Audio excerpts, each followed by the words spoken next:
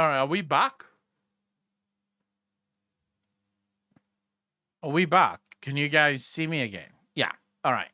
Henrik, how you doing? Tiger Shark, how you doing, bro? Papa Shango, how you doing? Yeah, guys, I genuinely don't know what just happened there, but I do find it interesting. This is just something that I don't know. I've not done enough research on this, but I will say there's some shenanigans going on my Twitch. So I went back and I sort of just looked over the last few weeks at every single time since we're in the new place, because I knew like the internet was borked at the last place, right? So there's no fix there. But I sort of went, since I've been in this new place, I've been looking over sort of my logs on the on stream, and it seems that whenever we get to like good viewership, so like whenever the viewership goes up, and specifically the last few times, every single time we broke 100 viewers, the stream would mysteriously just drop. Not on my side, because nothing happened on my side. Like, swear to God, my side, the internet showed that it was still on, it was still connected, it was still streaming to Twitch. There was just nothing coming through. Now, I don't know what the viewership was before the stream crashed. It was probably not 100, I don't know. But I went back and I looked at my analytics, and every single time the stream reached 100 viewers, it would just magically drop, which then means that a lot of those viewers move on, right? Like, no one's gonna fucking... Patakin, how you doing, bro? Thanks for the first time chat. Really appreciate that. How you doing, fam? Like, people just leave, right? If a stream drops, most of you fucks stay around, but there's a lot of people that don't stay around because they don't know, right? So it's just been weird. Now, it could just be complete coincidence, obviously, but 60-ish before the spike in viewers. Looks like it was 103 when you reconnected. Have you spoken to any other streamers about it? Fibsine, no. No, because I don't think that is actually what's happening, right? It's just interesting. I'm just sort of looking at it and I'm wondering what the fuck this could be. But that's just me being conspiratorial as fuck. Right? I don't actually think Twitch has a plan to make sure that I never get over 100 viewers, because we've had streams in the past where we would get 300, 400, 500 viewers, right? Especially when I stream during the evening time, we'll easily get like 300, 400 viewers.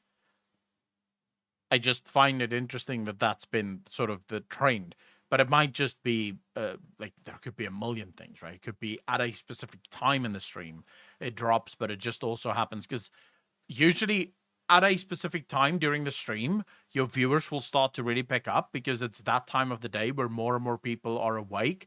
So more and more people can actually join the stream. And it may actually just be that the stream drops, say, between 1 and 2 for some fucking reason. But that also happens to be the time when more people are starting to show up for the stream, right? And so it seems like it's correlated, but really it's to do with the time of the day, and something goes wrong during that time of the day, so you never know. Also, I don't know how many viewers I have in a stream. Unless I look at the analytics, I have no idea how many of you are actually in the stream right now, sitting here watching me come up with conspiracy theories. Lilith, how you doing? I'm here to seek refuge from new Final Fantasy patch spoilers. Oh, wow. Lilith, I can only apologize because you will get refuge. There will be no spoilers here. But we are basically going to destroy your entire idea of what the American government is and who you can trust and who you can't trust if you stick in this stream. As it turns out, you can trust no one. Everyone's coming for you. Early engagement program. And by early engagement, it means they arrest you before you actually commit a crime. It's pre-crime. And there have been people in the US that have already been arrested because of this, but there are plans to make it, to expand it considerably. Oh, this is what I was going to say. In the UK now, if you post things on social media that the government deems to be unsavory, they arrest you for it. Even though you have not committed a crime yet, right? You've only posted stuff. you are arrested, and I'm pretty sure, I don't think you go to jail. I do think they arrest you and then they question you and they sort of make sure that you know that they know that you're saying things that you're not supposed to be saying, which is pre-crime. And as far as I know, that is technically illegal. You cannot arrest someone for something that they have not done yet, especially considering that a lot of people will say a lot of stupid shit that they will never do, right? They'll just say it, but they don't necessarily will ever, or they'll never necessarily follow through on that. So it's kind of wild that this guy would actually fucking do that. So around the same time that William Barr was created, Deep, which I think was October 2019, you had Jared Kushner and Ivanka Trump, and Bob Wright, who was an NBC Universal executive very close to Donald Trump. We're all pitching Donald Trump, then president, of course, on creating HARPA, which is the Health DARPA, and the flagship program for HARPA would be Safe Homes, which is another acronym, and I can't remember what it stands for because it's quite long. But it essentially, what it aimed to do was use AI to data mine, social media posts by Americans, and then profile Americans based on early neuropsychiatric warning signs to stop mass shootings before they can happen. Because if you remember back to 2019, they were a spate of very odd mass shootings in that period, including. Bro, what the fuck? Like, oh yeah, I think the government should be trusted with that. Like, why not? Let the government decide based on your social media posts whether or not you actually fucking commit a mass shooting. Like, sure, we could say, well, they will probably stop a lot of mass shootings as a result of this. But how many innocent people will be caught as well? You know, what if you go online and you just write, oh, I hate the people at my school. They're all fucking morons. I wish they'd die. I mean, it's sort of a throwaway comment. I believe when I was in primary school, I actually said, I wish my teacher would die because I fucking hated my teacher. Did I ever want to shoot my teacher? No. But I hated the fuck out of her, and I wouldn't have cared if she died because she was a bitch, right? So would I have been arrested for saying that? Probably, right? Because my psychological state suggests that I may shoot people, right? You can't do that. You can't do that because people will very often say things that they don't mean, but it's because that's how we let off steam, is by venting our anger. You should be worried about the person that says nothing. That's the guy that you should really be worried about because he's the fuck that's going to actually do it. And it's not Total Recall, Moni. You're thinking of Minority Report. Including the El Paso Walmart shooting, some garlic festival, a bunch of weird stuff happened in relatively short succession. And of course, a few weeks before that, William Barr was like, soon there will be an event that will galvanize Americans' opinion about why pre-crime is good. So that's interesting. Well, I think it's important with what you just said to remind people that this really isn't, we divide ourselves into left and right and red versus blue, and maybe there's a lesser of two evils, but like this penetrates, this crosses all party lines. This is about, there is no lesser of two evils. There's just evil. The idea that there is a lesser of two evils suggests that there are two to choose from to begin with. I'm telling you now, whether you vote red or blue, you're voting for the same fucking people. And those are the people that you cannot vote for. Those are the people that do not run for office because they don't have to run for office. Those are the people that you are voting for, regardless of, who gets your eggs at the end of the day.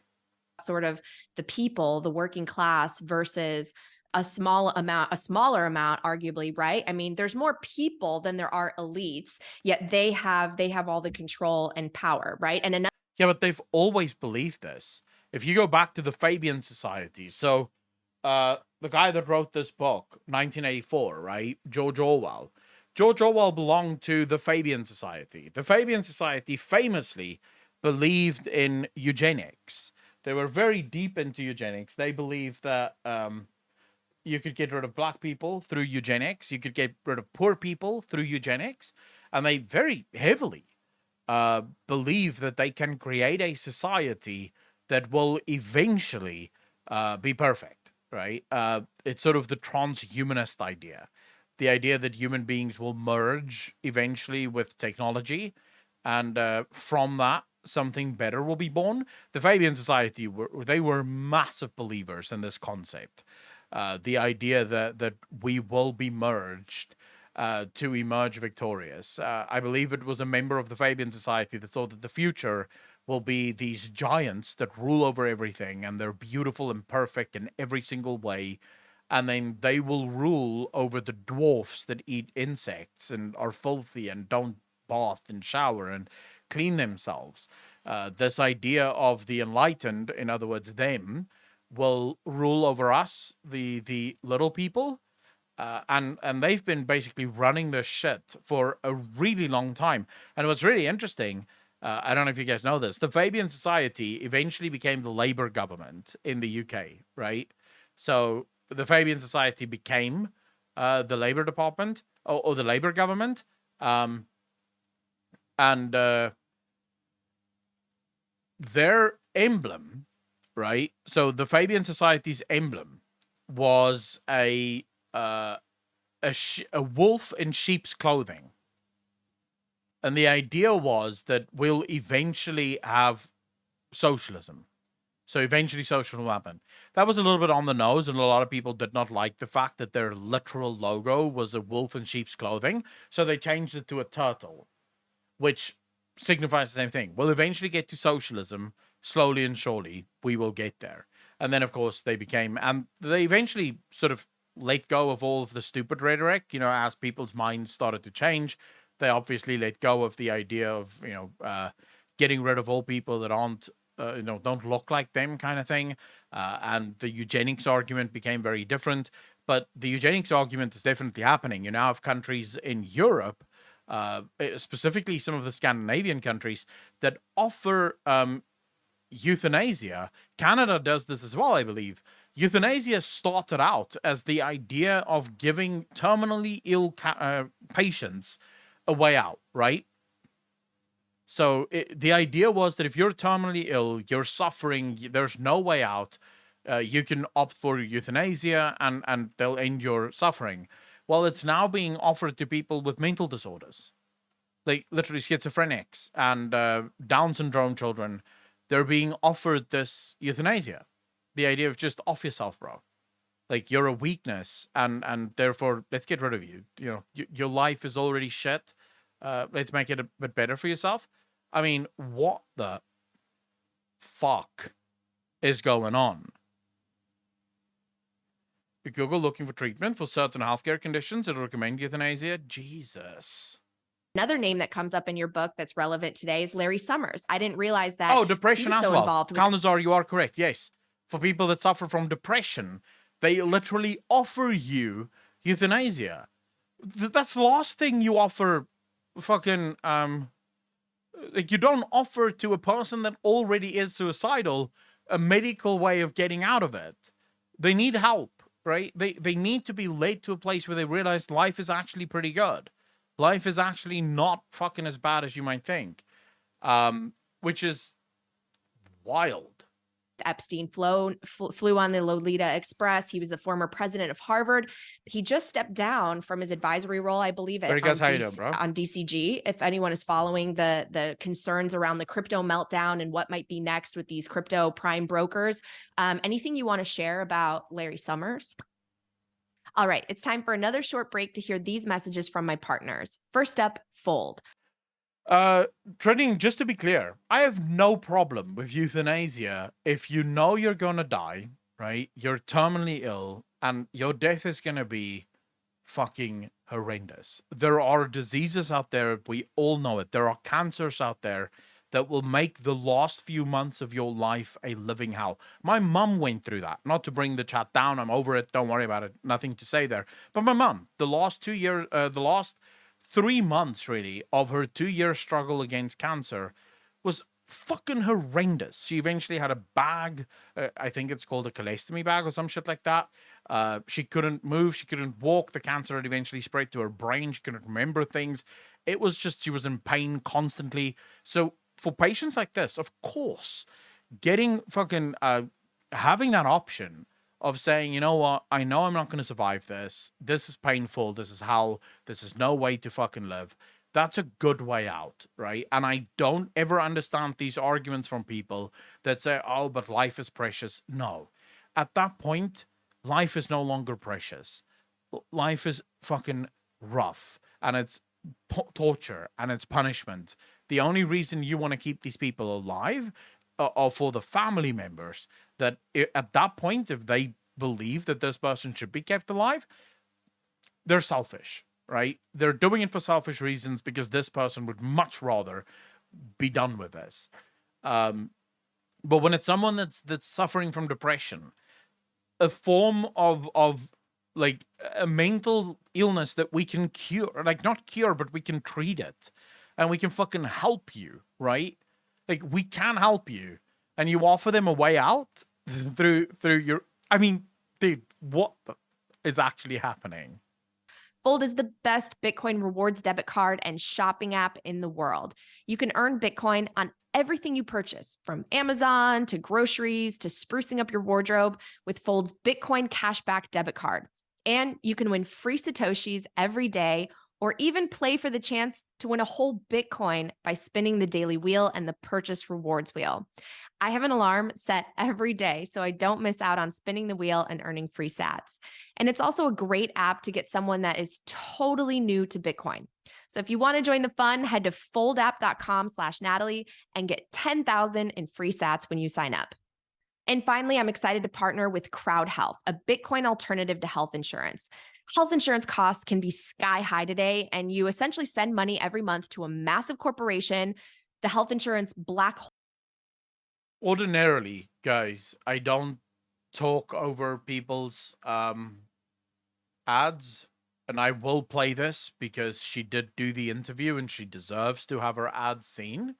Ordinarily, I won't say anything about ads, but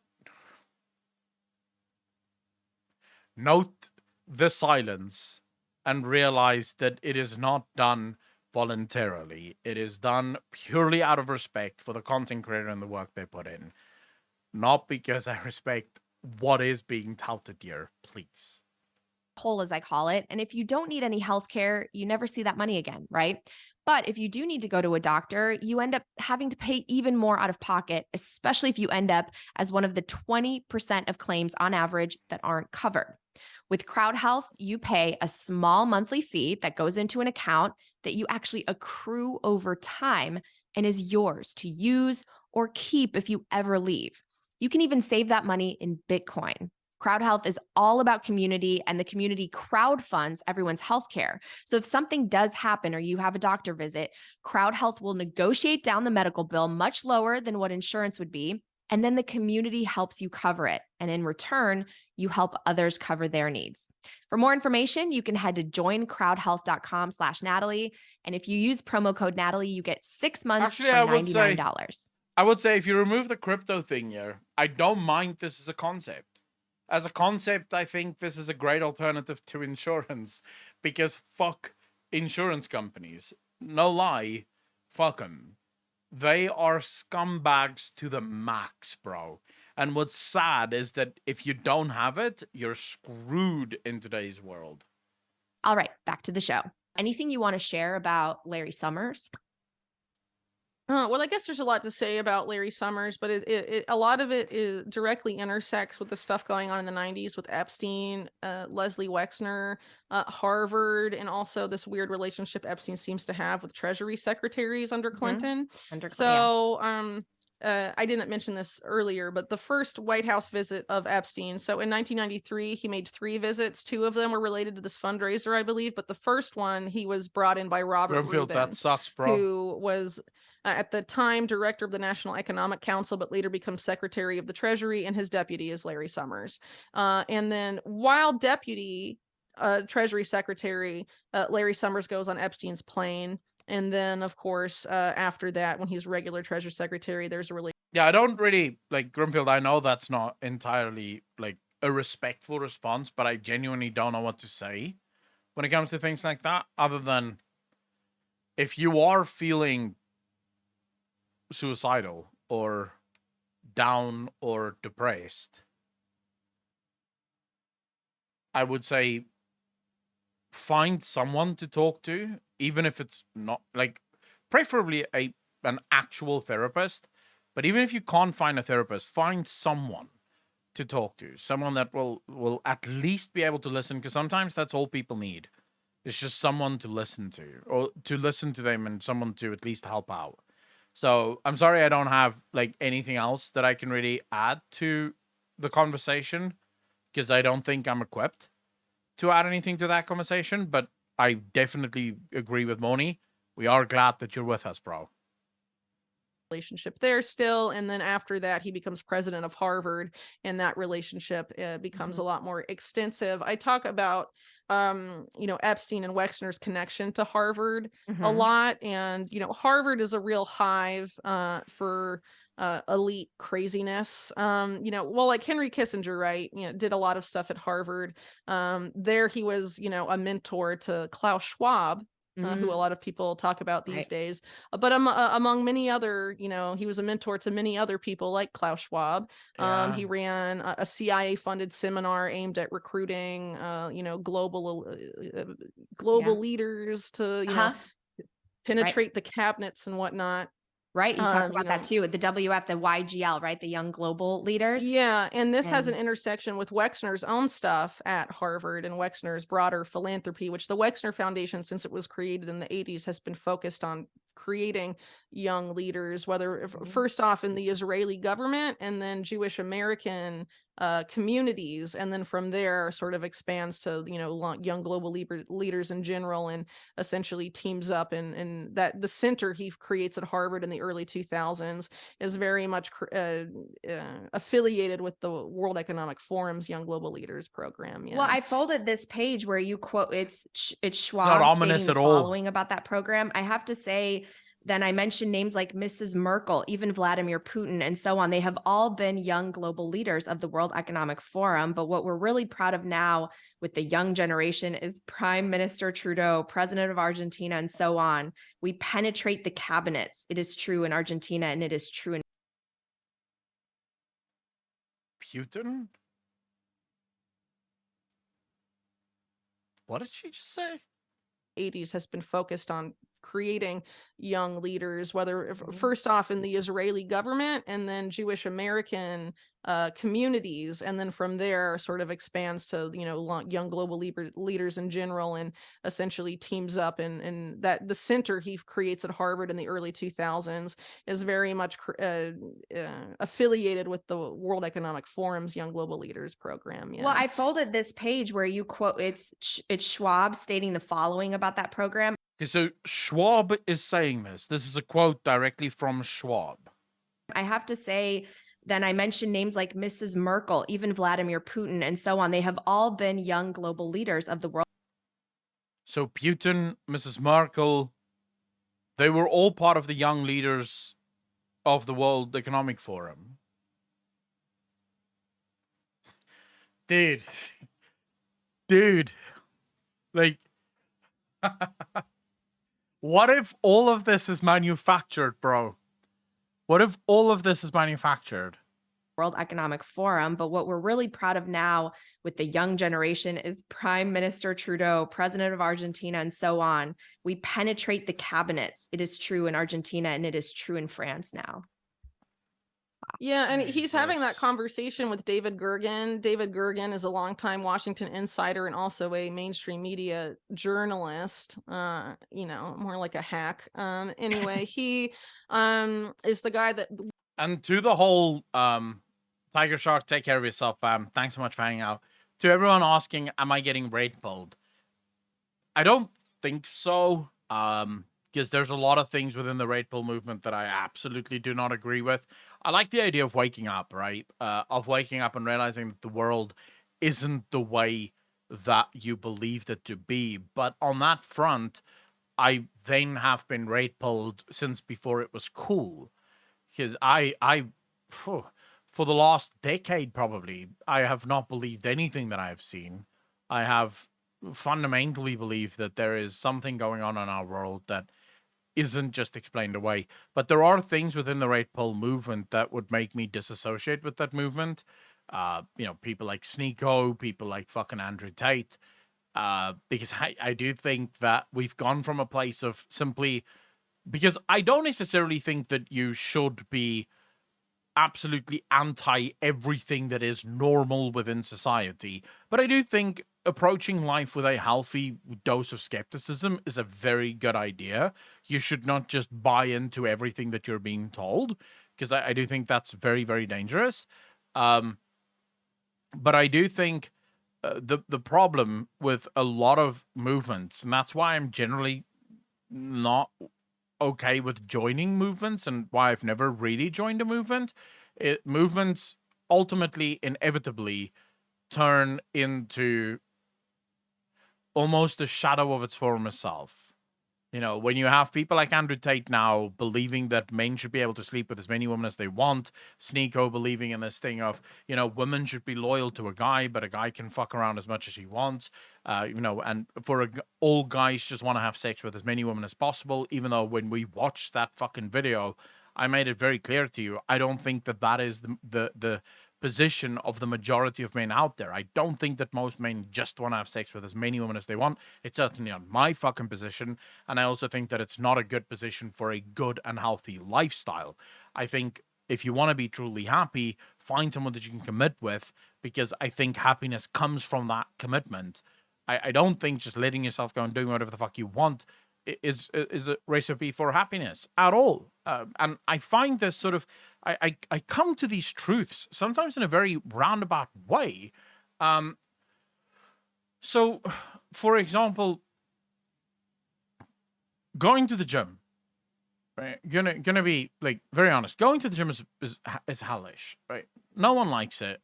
Waking up every single morning at 5 a.m., heading to the gym, it's rough. I'm gonna be honest with you. Every morning when I wake up, there's this voice in my head that says, don't do it. Just fucking sleep. You're tired, bro. Just, never mind. And then I push through it. I go to the gym, and it's hellish being there because, you're tired. You have to lift weights, especially today. We're doing deadlifts, and, my hands hurt. My fucking body hurts. Everything hurts. But you push through it. And then you get to the end of it, and you feel good about that. And I think part of what makes you feel good is that resistance and overcoming those obstacles, right?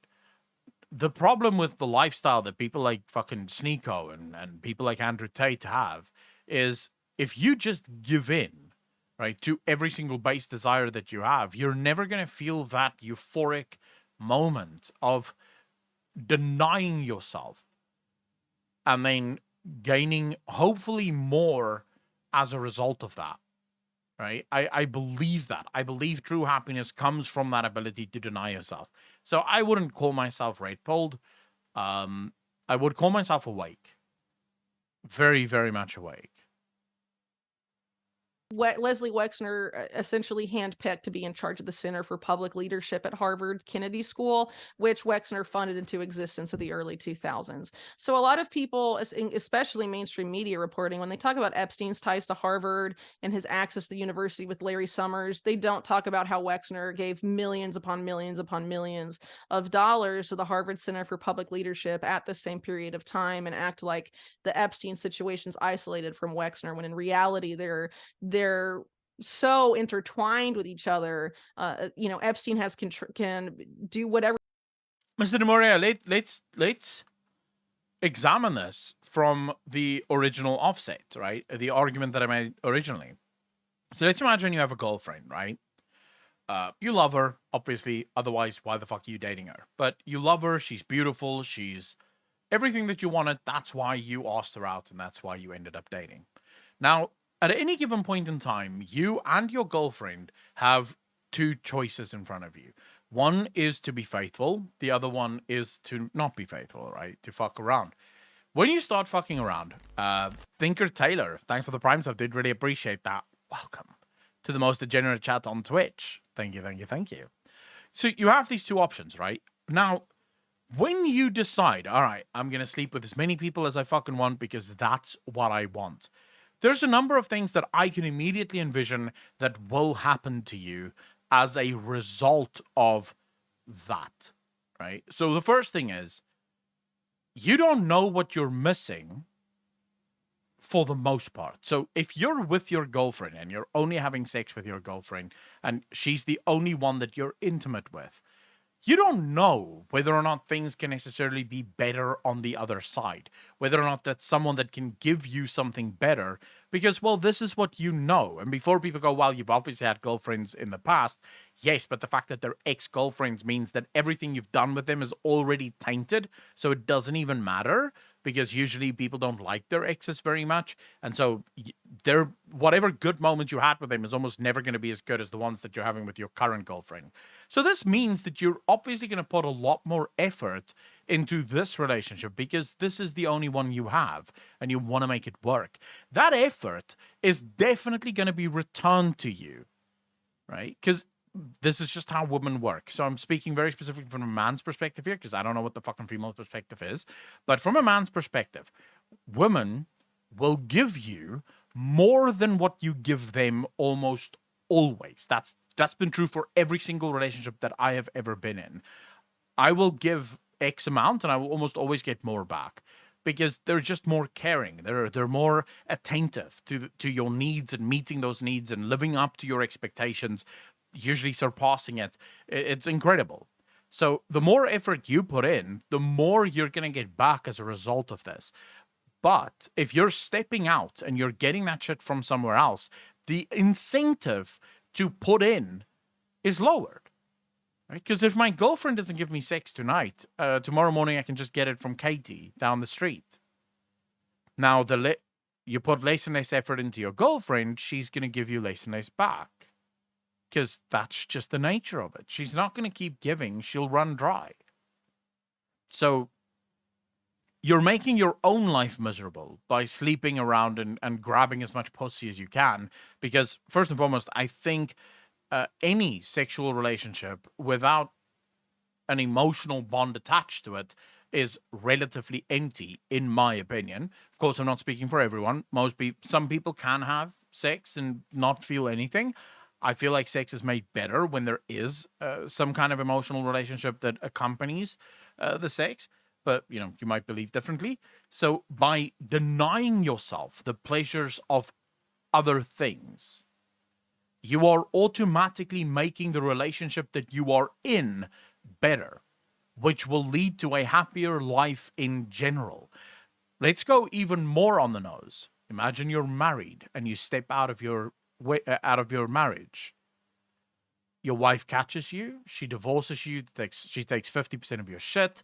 You're not allowed to see your kids, or if you are, under very stupid circumstances, you've just made your life infinitely worse. Not only that, but just the hiding of it. Let's imagine she doesn't catch you. You have to constantly think about how she could catch you. So you're creating all of this stress that doesn't need to be there. It just doesn't need to be there. By staying loyal, you don't have all of that extra stress, right? And you have a happier relationship on the other side, right? So, in my opinion, denying yourself pleasure leads to more pleasure in the end. I'm not saying deny yourself all pleasures in life, but I am saying don't just give in to every single thing that your body wants, because that's generally not a good idea. While I agree, it's not the feeling of denying myself that feels good, it's what my wife gives me. Well, your wife wouldn't have given that to you if you didn't deny yourself in the first place, right? Cosmic, thanks for the follow, bro. Really appreciate that. Welcome to the channel. What's the point of getting married in the first place if you are just going to sleep around anyway? Some people don't mind, right? There are people that are in open relationships and claim that they work. I will argue that they don't. I'm yet to see a person that can be in an open relationship and make it towards the end. And by end, I mean death, right? Until death do us part. I don't believe that open relationships can last that long. Unless, of course, both people are severely struggling with self-confidence issues and, not believing themselves good enough. then maybe. But I think any normal human being will eventually find themselves struggling to be in that relationship. That's just, I believe that. I don't think those relationships work. I think the ultimate happiness comes from committing, finding someone and actually giving yourself to that person. But then again, I'm not judging anyone. If you want to have an open relationship and you believe that it works, then I really hope that it does work for you, because I do believe that you should do what makes you happy at the end of the day. Some societies also heavily pressure people into marriages. That's partial reason why cheating is such a big problem symptom in Japan. Oh yeah, but that's a whole different, right? That's a whole different discussion, Van Honkerton, because yeah, forcing people into marriage tends to have a really bad, like a really bad outcome. But when you choose it, that's a whole different story, right? Where he wants with any of Wexner's business entities from Yeah. like 1993 until like 2007, when he's already in trouble in Palm Beach for sex trafficking stuff. It- I mean, it's very nuts. And So the idea that you would divorce them, and it doesn't make any sense. well, and he was obviously, he had that close connection to Robert Maxwell, who was tied to intelligence, but you sort of allude to, was potentially Jeffrey Epstein a double agent? I mean, he could have been, but we don't really know. I mean, there's obvious. It seems to me that the Israeli intelligence connection is really strong. Alex and Gaming, how he you doing, fam? claimed to have worked for the CIA at one point, but I would argue that was sort of before he was recruited into the Israeli intelligence fold. I would argue probably the early-ish 80s is more where that took place. Trending, you're actually saying something that is so fucking correct here. Relationships are very, very difficult. They start off great, right? Because in the beginning, her poop doesn't smell. She's perfect every single time. Whenever you see her on a date, she's done nicely. Her breath doesn't smell because it's not morning after. In the beginning, your hormones are racing, so you don't even care about most of those things. But eventually, you move in together. Life gets tough. Two people trying to live in the same space. They're going to get into each other's hair, and they're going to have fights. They're going to have screaming matches. And there's going to have to come a point where you have very difficult conversations about very difficult topics. Now, if I can get sex from somewhere else, why the fuck would I engage in those topics? They're not fun, because most of those topics will involve self-reflection, right? They're gonna involve her telling you things that you do wrong and things that might be wrong with you that she would like you to work on, and vice versa. So no one wants to go through conversations like that. No one wants to deal with that. So if I don't have to, I'm not going to. But if you make the decision to be loyal, you don't have a choice.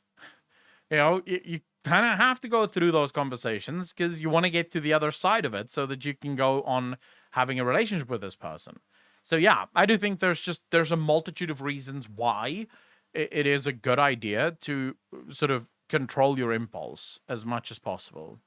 Because Epstein at one point claimed to have worked for the CIA and then later denies it. And then there's these other allegations about CIA stuff. But it's, when he was in hot water with Palm Beach, he flies, to Tel Aviv. And according to local Palm Beach reporters, he's touring military bases in Israel. So if you're What the fuck? just a financial advisor and you're accused of doing Why would something Jeffrey naughty Epstein with a go girl to who was military too bases? young, and you're gonna go to Israel and tour military bases, does Israel let tourists tour military bases? Right. I don't think it really works that way. And if you're trying to avoid jail and you are powerful and have powerful connections, you're going to go to the person you think is most likely to get you a get out of jail free card. Yeah. Right. And so he goes there to military bases. And the allegation has always been it was an affiliation with Israeli military intelligence specifically, because the national security state in Israel is structured a little bit differently than the US. It's not, Right. the same system. I just want to add a final note on Larry Summers, because for those that follow the financial stuff I talk about with Bitcoin, he also helped engineer the repeal of the Glass-Steagall Act, which really helped fuel the next bubble and financialize, yes. right? Mhm. So I just wanted to touch on that. Okay, I know your time is limited. We've got like 25 minutes left. I really want to talk about sort of how we got to this place of more data surveillance. And I really found it interesting you discussing Palantir, more familiar. All right, we spent way too much time talking and not enough time reacting, so we're gonna have to end it here. We'll probably pick it up tomorrow before we continue with the Warhammer stuff. Just because we have to get into the Q&A. My electricity is going off in 2 hours from now, so if we don't start the Q&A now, we're not going to be able to finish it. Like, we're not going to get anywhere near enough questions in from you guys, and I don't want to fucking dupe you guys. Yeah, my power's going out at 4, and tomorrow my power is going out on Wednesday at 4. Yeah, that's beautiful. My power's again going out at 4, but we should be able to start a little earlier tomorrow, so that should at least help a little. No, House Reach won't be tomorrow. House Reach will only happen once we can get rid of this load shedding, Mr. Moria. I have so limited amount of time when it comes to streaming that if I were to engage in it like a 2.5 hour fucking straight video, because I think that's how long it is, that's gonna be 6 hours of reaction, right? That's not gonna work. But yeah, for those of you that do have questions, please ask them now in the Discord. I'm gonna jump into the Discord channel so long. I believe Morny should already be there. Yep, Morny is there. Morny, how you doing, man? I'm doing well. How about yourself? Oh, I can't complain, man. Cannot complain. Just trying to look here. All right.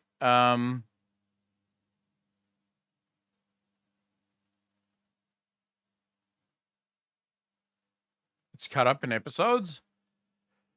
Yeah, but do you guys really want to react to episode after episode after episode? I don't think so. You probably want to watch all of it. It's the 10th today, right? Yes. All right. I have it.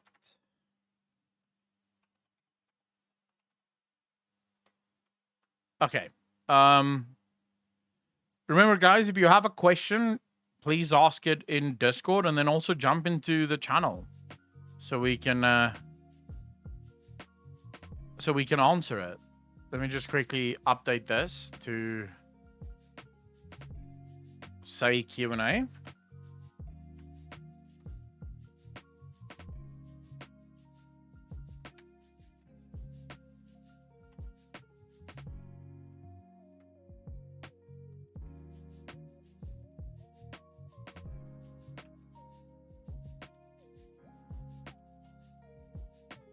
Fuck. Is it Discord or what's the right one here? Yeah. Yeah. I'm assuming we have quite a number of questions lined up. Oh yeah. I was going through them while I was listening to you streaming. I just found a good chunk of Dragonflight related lore questions. I thought we'd start in that area since Dragonflight is proving to be amazing. I got back into it last week, or Yeah. no, sorry, 2 weeks ago, and it's just been fantastic. Yeah, I absolutely agree with you there. I think Dragonflight is probably the best expansion Blizzard have done, at least in the last 10 years, if not longer. Absolutely. It is phenomenal. I've been having just a ton of fun playing it. I will say this, those Centaur in the plains, Yeah. I am convinced that they can't do anything by themselves, and I'm astounded that they became a dominant species in that location, considering they ask you to solve everything from wedding disputes to Yep. the Primalist attack. True, but at the same time, what I really liked about that questing series was all of the quests that they gave you was a little bit of insight into the sort of culture of the Centaur, which is really cool because I always like it's one of the things I've always said bothers me about World of Warcraft is that there's not often a massive window into the cultures of, the different species and tribes and things in World of Warcraft. Very often they'll focus sort of on the actions, but not so much on the culture. And I love the fact that they did sort of hyper focus on the culture in the storylines and not just on specific actions and stuff like that.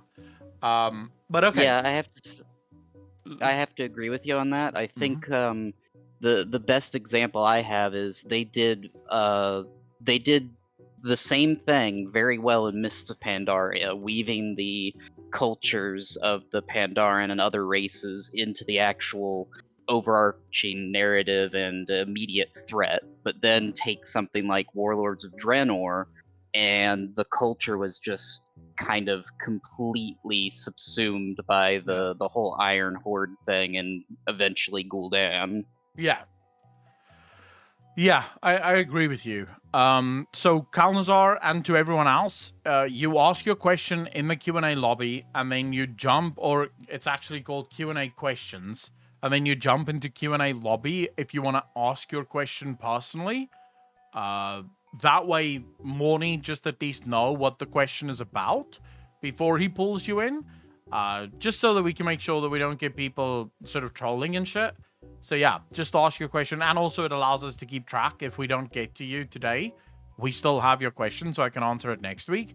But yeah, everyone and anyone is welcome to jump in and come have a conversation. I actually prefer it that way, because I do like meeting you guys and actually hearing what you have to say. So yeah, by all means. All right, Morny, let me just quickly... what's the first question while we wait for people to filter in? Let's start with the first one. All right, the first question is from Sophris. He asks, so we know that Deathwing was doing all kinds of experiments, and the same goes for the Twilight Cult as well, and created Chromaggus using the Dragonflights. But what if, say, a Void, Fel, Light, Order, or Death were used to make their own dragons and combine them? What kind of devastation could come from that?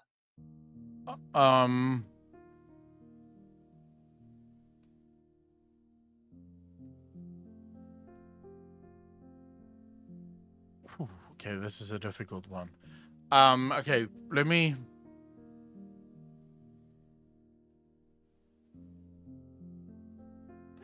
ask the question again. Let me just make sure. Okay, Absolutely. So wait. Let me get this right. Okay, so we know that Deathwing used many of the elements as well as some of the magics in order to create different types of dragons, and the Draktyr, for example, is a collection of all of the dragon powers, so the dragon aspect, flights.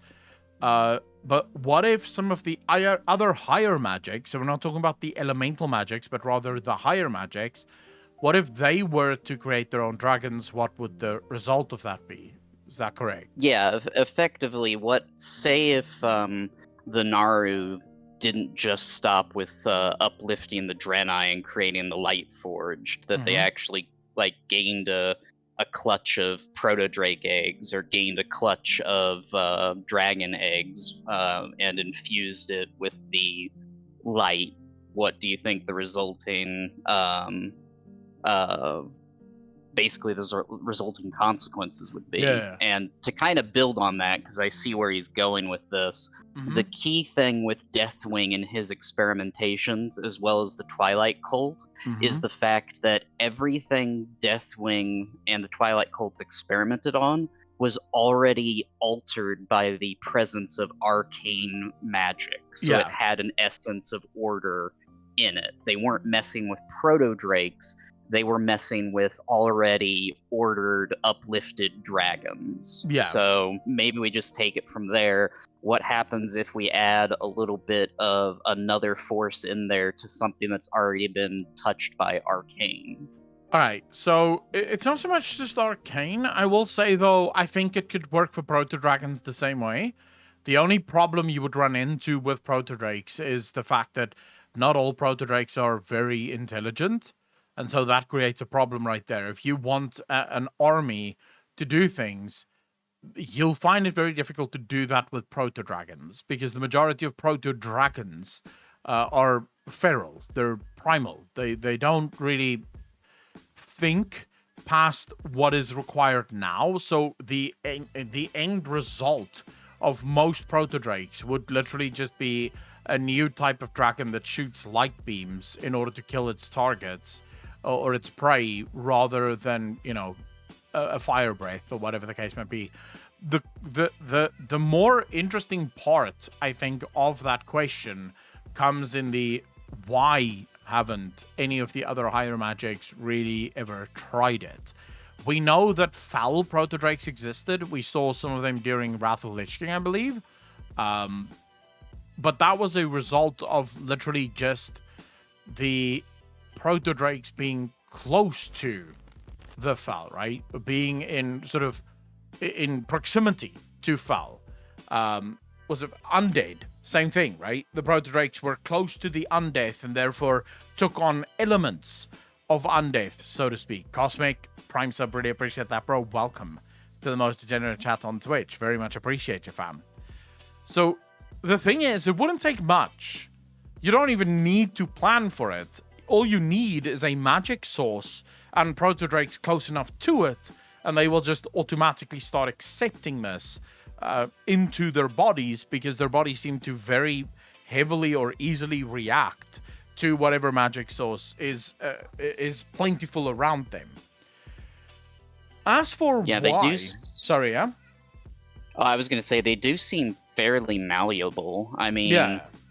As far as we know, well, maybe there's some pain to it, but they seem to be easier at absorbing stuff than, say, the Dreadlords did when they tried to take in the Fel. Yeah. No, I would say they are... I would say they're basically like sponges. Whatever you put next to them. Now, I think that's heightened on the egg side of things, because introducing that magic before birth even will obviously create a more pure flight of whatever magic you're trying to wield. The only reason I can think of why that has never actually happened would be proximity. While the light is active on Azeroth, the light as a magic source isn't found on Azeroth. There's no font of magic. There's very few places on Azeroth that one would say is completely corrupted by light. You know, like a place where the light is gathered so heavily that it effectively like bleeds light magic into everything. If you go to the proto-drakes in Wrath of the Lich King, even I believe TBC, but I might be wrong on this one. If you go to those proto-drake stories, what you find there is that the area where they lived became corrupted, and it was literally bleeding rivers of foul and rivers of undeath and undeath magic. And this is what absorbed, what got absorbed. Whereas the light that we do see on Azeroth is simply wielded by users of the light. It's not a coalescing of the magic of light, so to speak. And that might not necessarily impact dragons in the same way. It does appear as if they need to be close to the magic source, and the magic source has to be abundant. It can't just be a user of the light. So if a dragon stood next to Anduin for long enough, it's not automatically then going to start absorbing the light that Anduin radiates, right? Unless, of course, he stood next to Anduin a lot, in which case maybe. But I would say that's probably the only reason we haven't really seen that, is just the fact that there is not as much of it present on Azeroth. And also perhaps even more notably, I don't think a lot of the beings in the universe, a lot of the high magics, view dragons as a very important element to their plans. If you take, for example, the Foul, the Burning Legion arrived on Azeroth and they had plans of conquering Azeroth. Dragons, or a plan to conquer as many dragons as possible and build a dragon army, would have taken too long. You know, that's a long game. You're here, you're being attacked by everyone else.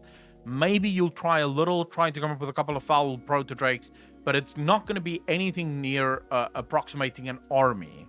or an invading force of dragons. Whereas the elemental magics of Azeroth has had literally since the dawn of time to impact and influence these proto-dragons, and it's not obvious to me that this influence of elemental magics is done on purpose. It doesn't appear to be, at least. It appears to be completely by accident. The elemental forces are just everywhere, and the dragons happen to exist within those elemental forces, and therefore absorb it. Now, as to the question, what would happen if indeed it did happen? I'm gonna borrow completely here from sort of inductions, because I don't have any deductions to go by. But it does appear as if dragons absorb magic and then amplify it. So if you were to have a dragonflight that's been infested with the light, there's every reason to believe that those dragons would be incredibly powerful as light wielders. Their ability to wield the light would be incredible. I base this purely on really the primal incarnates, because they're the purest form of sort of absorbent species that we have. Iridacron, for example, is considered to be stupidly powerful, right? Just absolutely beyond powerful. Now, to be clear, the elemental lords are powerful as well, but I've never seen the fear displayed towards the primal lords or the elemental lords that I see displayed towards Iridacron, which would suggest that once proto-dragons have accepted a type of magic, they become incredibly proficient at it, and they can wield it with quite a lot of devastation, so to speak. Right? That's the only thing I can say about this, because I'm not even sure, if I'm going to be honest, I'm not even sure if a lot of the higher magics can influence dragons. I think it would depend on, one, the purity of the magic being used, and perhaps also even the chaotic nature of it. Remember, the proto-drakes were born inside the elemental planes. We know that the elemental planes basically have been a place of chaos almost since its inception, you know? So it might also just be that these dragons don't really absorb, because we don't see proto-drakes that have absorbed order magic naturally. The only proto-drakes we see that have absorbed order magic, it was forced upon them. Well, I say forced, they did choose it, but it was done on purpose, very specifically by the Titans, and that led to the dragon aspects. We do not see it as a natural occurrence. So it might be that the dragons don't so much showcase high magics, but rather collections of the elemental magics of which the high magics are comprised. Does that make sense? Yeah, what I want to add to that is just a couple things. After we see the proto-drakes being uplifted and we get the aspects in their flights, I don't think we ever witness any proto-dragon eggs being tended to by the dragon flights and, like, turned into dragons. No. It's just the eggs that the dragon flights themselves produce. Like, the initial ordering that the Titans did was the only time proto-dragons were infused. And then the dragon flights propagated their flights afterward. Oh yeah, I don't think the dragon aspects would even have the ability to turn a proto-drake into a normal dragon. I don't think that's technology that they have available. At all. I think it was just the whole thing about the arcane waters, and that was just put into place to continue propagating their flights after they did the original uplifting. And then the last bit I wanted to point at is it's not lost on me that Iridikron, the incarnate of Earth, Yeah. is seen as the most dangerous of the incarnates. Oh yeah. Because we had Deathwing, or Neltharion, the Earth Warder, who turned into Deathwing. There Yeah. seems to be a common thread between wielding the powers of the Earth and potentially being stronger than the rest of your kin and possibly going crazy. Well, yeah, you're legitimately wielding the power of Azeroth, right? Which is considered to be one of the most powerful titans in existence, if indeed she is a titan. We know that she's more powerful than any of the other titans. That's what they told Sargeras. So, wielding that power, you're not just connected to the earth. It's not like you just have the power of the mountains. You are literally blessed with the power of Azeroth herself. This is sort of made true for shamans as well, with the storyline at the oh my god, what was the book called? Oh fuck, I can't remember. Was it Dawn of the Aspects? It may actually, yeah. It was right in the beginning of Dawn of the Aspects, where Thrall and Ysera have a conversation, and Ysera basically explains to Thrall that Azeroth chose you, Azeroth speaks through you, so that connection is incredibly powerful. So that does make sense, in all fairness. But yeah, that's a pretty interesting question all around, so whoever asked it, thank you very much, I really appreciate that. All right, Morny, do we have people in chat or? We do. I'm gonna pull up Morose. All right, just grabbing them now. Let's go. Morose, the channel is push to talk, so you'll need to set your mic up for that. Hello, can you hear me? How you doing, Morans? Hey, nice to see you. I have a question that is kind of more conspiracy, if that's alright. Yeah, go for it, bro. Alright, so did you ever watch the video WoW's Darkest Secret? I think Asmon reacted to it. Maybe you saw it. WoW's Darkest Secret. You're talking about the guy that sort of made this elaborate story about, dying in Stone Talon Mountains and stuff. Yeah. Yeah, I reacted to that too. Oh, okay. Did you see the follow-up to it? He did like a second one? No, I've not watched the follow-up. He did a second one, and he went into this deep dive on, basically during the War on Terror, there was this like regulation or something that happened to WoW, where basically they decided that, let me pull this up on. Okay. They decided that it was a source of like online radicalization or extremism or something. Yeah. So like it enabled communications, it could enable simulation and training, it could enable money laundering, it could enable propaganda and influence, and it was a tool for recruitment.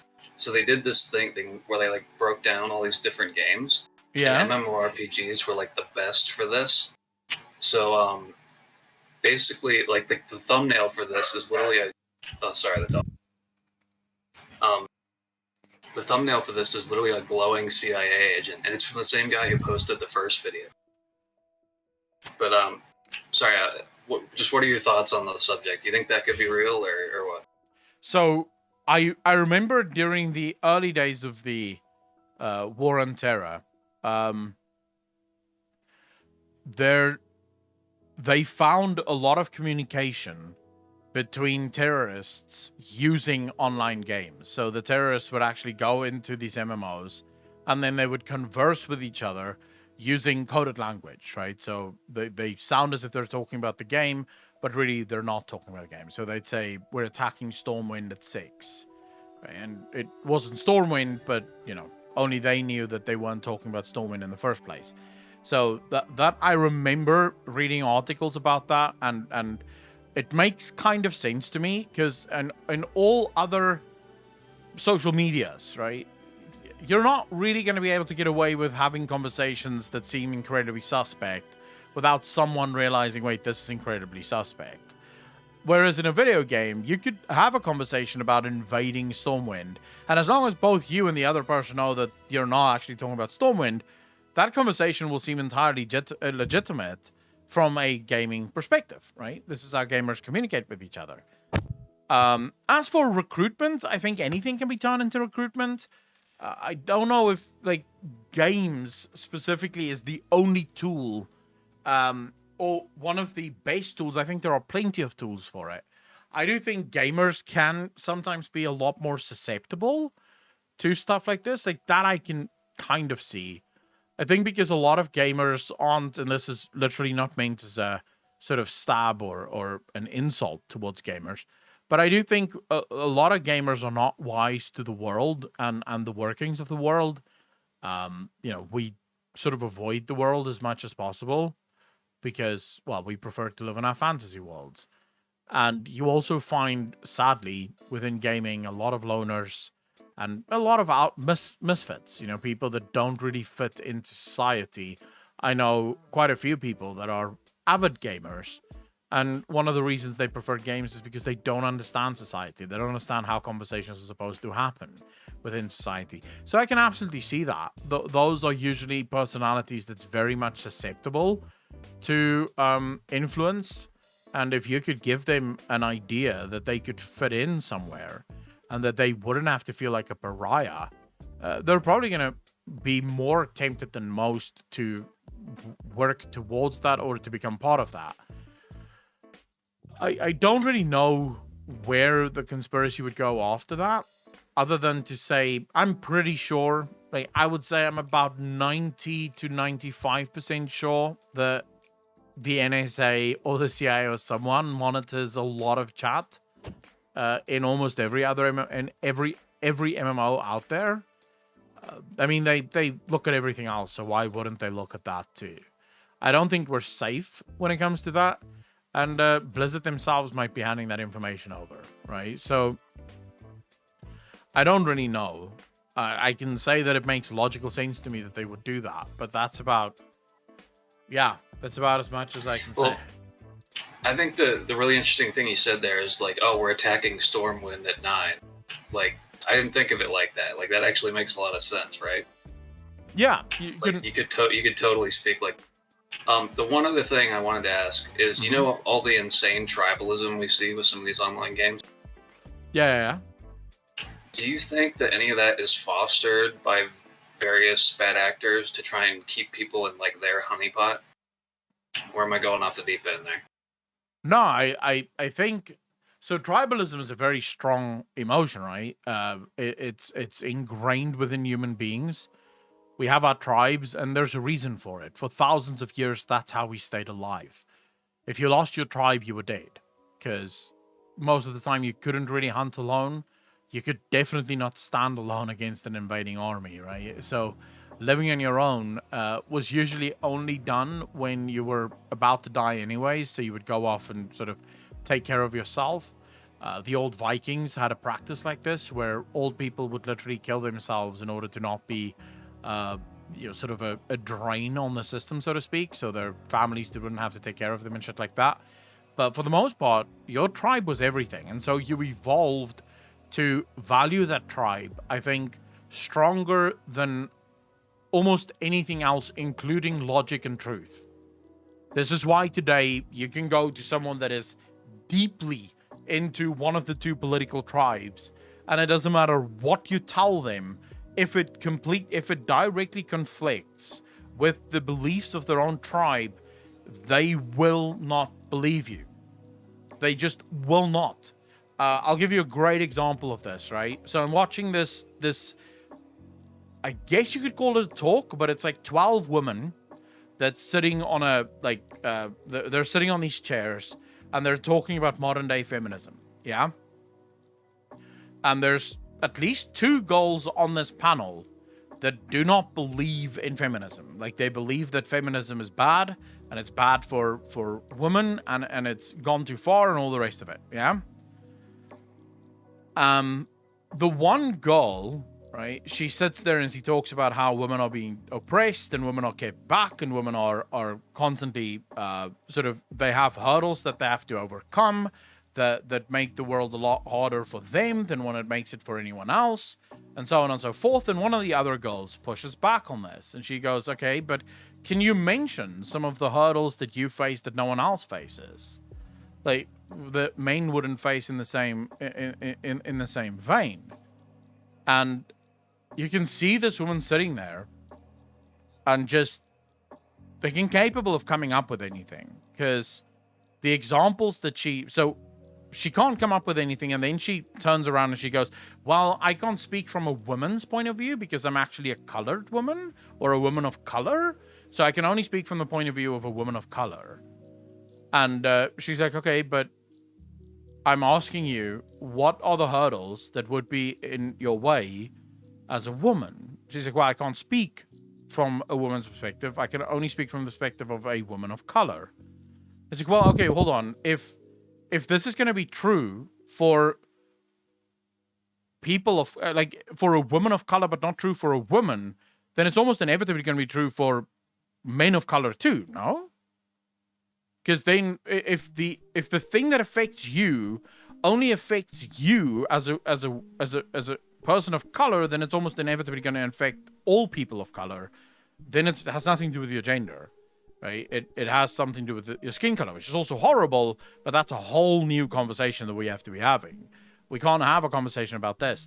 And you can see this woman basically, she gets angry at the woman who is... I was about to say, she probably got angry, right? Yeah, she got very angry and she started yelling and screaming at this woman. Did she do that because she really didn't have an answer? Are there answers that she could have given? Yeah, of course there were. But she doesn't know those answers because she heard something somewhere. Someone told her that women are oppressed and she believes it because it aligns with her worldview. She doesn't have evidence for it. She doesn't know why it's true. She believes it because it aligns with her worldview. Then as soon as someone comes and says, well, can you explain why you say this? Instead of doing what you should be doing in that instance and going, I don't actually know why I believe that. I would have to go do some research. Maybe I don't believe that. Let's see. Because like I said, there are things that you could say, right, that might be standing in the way of women.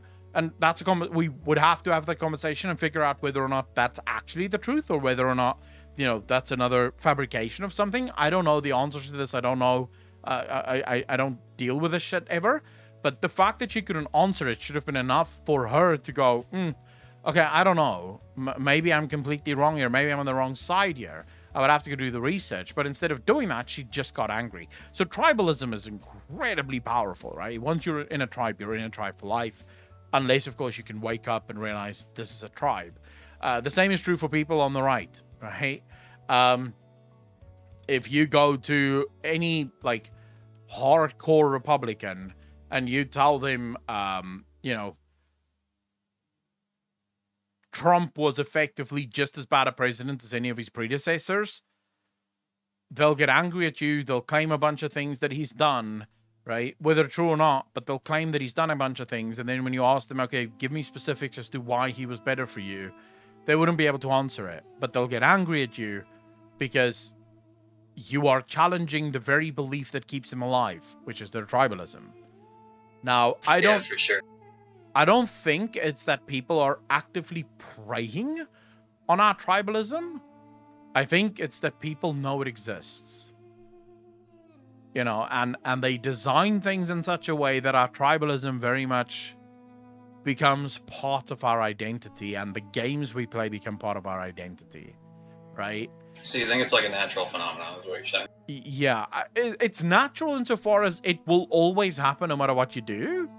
But obviously, the marketing guys have gotten very clever at really baiting it. So one of the most brilliant things that World of Warcraft did was not only did it play on our tribalism of, well, we play World of Warcraft and you don't play World of Warcraft, so it's an us versus them conversation, but then it went further and said, well, you're Horde and I'm Alliance, right? So we have tribes within our tribes. And those became sacred to us. And they were sacred for a very long time until they were sort of destroyed. And then we just became World of Warcraft players more so than anything else. So I do think it's a happy byproduct. And marketing guys are very aware of it. And so they do play into it. But I don't think they're actively exploiting it, so to speak. Not sure. They may be. All right. Well, I appreciate your insight. I'm gonna hop out because there's other people. Thanks for taking my question. Thanks for asking it, bro. I love questions like that. Yep. All right. Peace out, bro. All right, Moni, who is next? Kalnazar, pulling him up now. All right. Kalnazar, how you doing? Hey, what's up? Good and you, bro? I'm doing good. What's your question? Do you believe that the Protodrakes were actually born in the elemental planes, or do you think they were born on Azeroth before the elemental planes? They put up the presence. See, so the problem with before, this is where the earliest days of a planet's formation makes little to no sense, right? Because we have no information on it. What came first, the planet or the elemental planes? Are the elemental planes really outflows of the planet itself, of the Titan within the planet? Or is it just a natural phenomena of when planets, because the way the Titans describe the organization of a new planet, it is that nascent world souls will find warmth next to a star, and then because of their incredible mass, they will start to attract other pieces of the universe towards them, and as those coalesce, they eventually form planets. Those pieces that they attract towards them could very easily also be magics, right? So primal magics that sort of find their way into it. I don't know if I can answer the question of which came first, the world or the elemental planes. It almost inevitably has to be the world, right?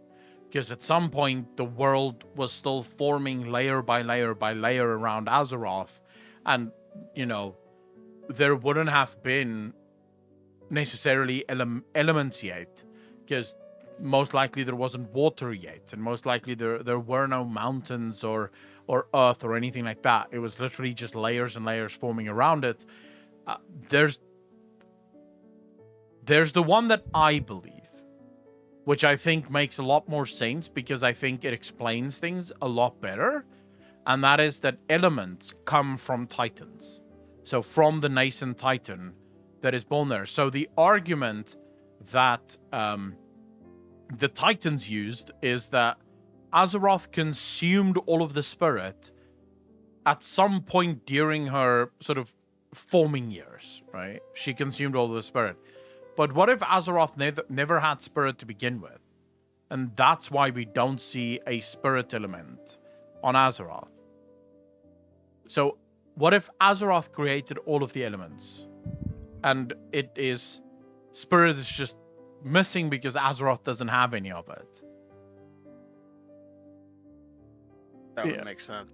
Yeah, I think the reason I prefer the argument that it comes from Titans is it closes a lot of the questions that would arise, much like you just asked, if we go the other way. So we say Titans exist and then elemental forces formed on the planet. Then we get to the question, well, when did they form? How did they form? Where did this magic... Did someone introduce this magic? Because we know for a fact the elements existed before the Titans arrived on Azeroth. Because when the Titans arrived on Azeroth, the elemental lords were already driven mad by the old gods. Right? So the elemental lords have been there for a long time. The old gods drove them crazy, and they were basically warring with each other as a result of old god influence. The Titans then, incapable of calming the elements, basically locked them up to ensure that they would cause no more harm to Azeroth as a result of, their warfare and shit like that. So I don't know if I like those gaps, because those gaps almost inevitably lead to more questions and no answers. Whereas looking at it from everything starts with the Titan and therefore flows from the Titan, it explains it a lot better, at least in my opinion. What's your opinion on it, if I may ask? Well, the main reason why I even brought that up is because of what what's her name? Razagath, I think, said to Alexandra when she sat there and said, "You betrayed the planet that gave you life." Oh shit, I didn't even think of that. So basically, Razageth confirms my theory.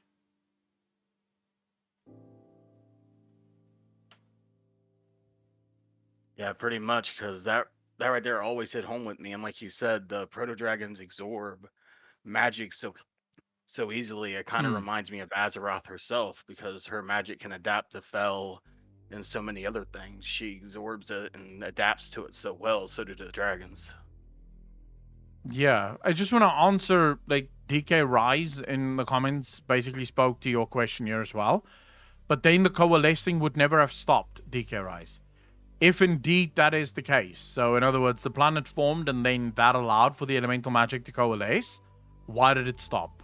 It wouldn't stop. Because primal magic, insofar as the elemental magics are, they're primal. They're everywhere. They're supposed to exist all throughout the universe. They're supposed to be the beginning of the universe, came from primal magic. It wouldn't have stopped, right? It would have just continuously gathered and gathered and gathered and become stronger and stronger and stronger. But that does not seem to be the case. The other argument I would have to your point again, Kalnazar, would be Azeroth and the dream, right? Azeroth dreams and her dreams become reality. We know that the dream of Azeroth is meant to be the perfect world before any corruption took place.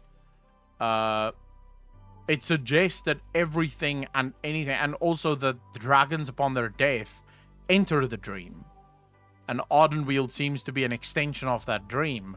I would suggest that I'm 80% sure that the elements and the proto-drakes come from Azeroth herself. There is another argument there. What if the elements are natural? So they will form on every single planet. This is just a given because they are everywhere and they do make up the fundamental building blocks of the universe. The energy of the Titan is what allows for these elements to ultimately awaken. So because the Titan has energy, this forms the elementals. But what if the dragons are not natural? So in other words, the elements are, but the dragons specifically was a creation of Azeroth in order to control the elements. So imagine this. Why would Azeroth consume spirit? For what reason? If we believe the Titans and Azeroth did indeed do that. Could it be that Azeroth didn't want the elements on her, I guess, so to speak? The elements were draining power, or perhaps the elements weren't trustworthy, or whatever the case may be, but Azeroth didn't want these elements. And so Azeroth consumed spirit, but by the time she was done consuming spirit, the others had grown powerful enough that she could not consume them as well. And so she created these proto-drakes that was supposed to effectively destroy the elemental lords. But before she could finish her sort of goal, before she could finish her task, the Titans arrived, locked the elements within their realms, and basically locked her up as well, so that she couldn't actually follow through on everything. That's a wild theory for which there is literally zero evidence, though. So don't start running with this. Yeah, it makes sense though because of how well they absorb energy. Yeah, I mean, if Azeroth literally created them to absorb energy, it explains why they're so good at it. And why it seems like they don't have a limit on how much power they can acquire. Yeah, the What power if is effectively just based on how much time they can spend next to an energy source. Makes a lot of sense. Another question on that topic that I had is, what about the storm drakes from in Legion? I can't remember the zone right now, but they kind of look like dragons, but they're not aspects, but yet they have Drake in their name. So we're how do I put this? We have never been told that there is only the dragons that became the dragon aspects, right? That's never been confirmed. We know of the dragon aspects, insofar as the dragons that were chosen to become the rulers of dragonkind. What we also know is that Tyr, during Dawn of the Aspects wasn't his first dragons.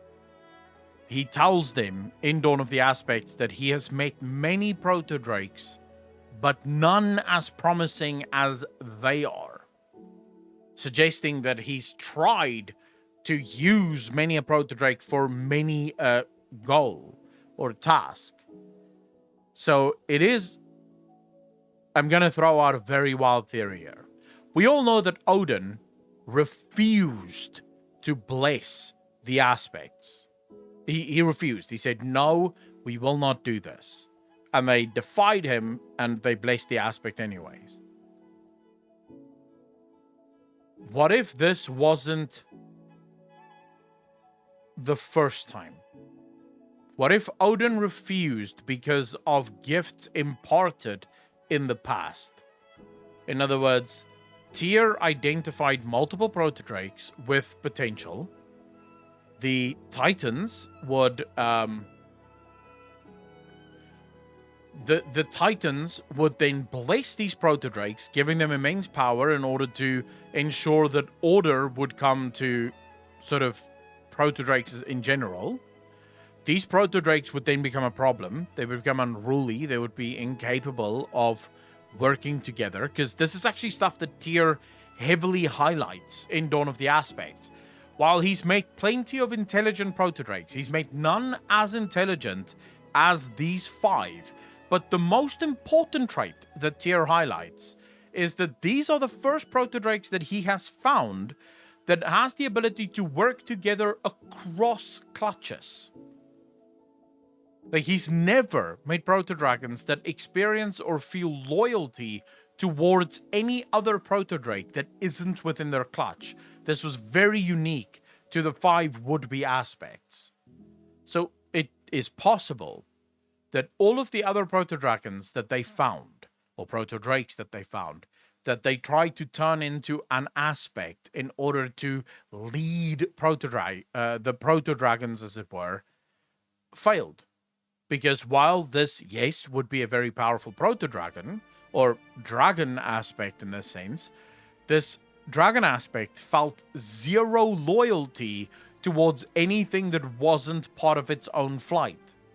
And this would also then suggest that it would feel zero loyalty towards Azeroth, right? Because it only cares about those that come from its own clutch. So how do you ask a proto-dragon that doesn't feel loyalty to not only also feel loyalty for all other proto-dragons, but then also feel loyalty towards a planet that they would have no idea existed or, have any reason to care about whatsoever? So it is possible that those storm drakes that we see are part of early experiments by the Titan Keepers in order to perfect what would ultimately become dragon aspects.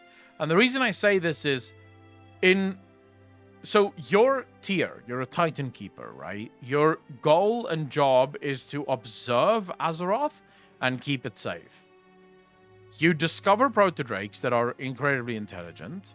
You already have an artifact designed to control the proto-drake, so you already know that this artifact will work, that can bind to proto-drakes, and you already know the ritual required to turn the proto-drakes into dragon aspects. Does this seem viable or feasible? Or perhaps the experimentation has already happened. They already knew what they needed to know in order to create aspects because they have done it before with varying degrees of success. And it is entirely possible, if not even it's entirely plausible, if not even possible, that this is why Deathwing was experimenting as much as he was. Remember, Deathwing found an artifact. We saw the artifact on his hand, right? What if that artifact showed Deathwing the experiments that Tyr and the other Titan Keepers had done on proto-dragons, and Deathwing was sort of trying to set that forth? So he was trying to continue with the research to see if he could make something truly spectacular and perfect. Because why did none of the other proto-drakes or aspects ever give a shit about that? None of them ever tried to experiment on different dragonflights. Why only Deathwing? More specifically, it did not appear to be in Deathwing's person when he was Nalfarian the proto-drake. Malygos was the one that liked making plans within plans. Malygos was the one that liked to think ahead and sort of think through things. Deathwing was impulsive, or Nalfarian. He was impulsive, he was a fighter, he loved fighting. But building an army takes an incredible amount of forethought, right? Something that Deathwing or Nalfarian wouldn't even have had at the time, or at least have had little of it. So there is an argument to be made that those Storm Drakes are just another failed experiment by the Titans, just not as violently failed as some of their other fucking experiments that we've dealt with, obviously. And that would make a lot of sense with how much we know the Titans like to experiment. Yep. It's what they do. They kind of remind me of Skynet in a way. Yeah. I mean, I'm not going to lie. I don't trust the Titans. I have not ever trusted the Titans. I've made my thoughts on the Titans, I think, very clear. And I do wonder why so many people would trust the Titans, if I'm honest. Anyways, Kalnazar, do you have anything else that you wanted to add, or? Just one more thing to put on top of this, because I've always found it interesting Mm-hmm. that the trolls also have a really good ability to adapt to magic, because they evolved to elves from exposure to arcane magic, I think. Yeah. So trolls are also one of those very early primordial forces that we do not actually know how they came to be. We know that they are one of the few quote-unquote natural races on Azeroth.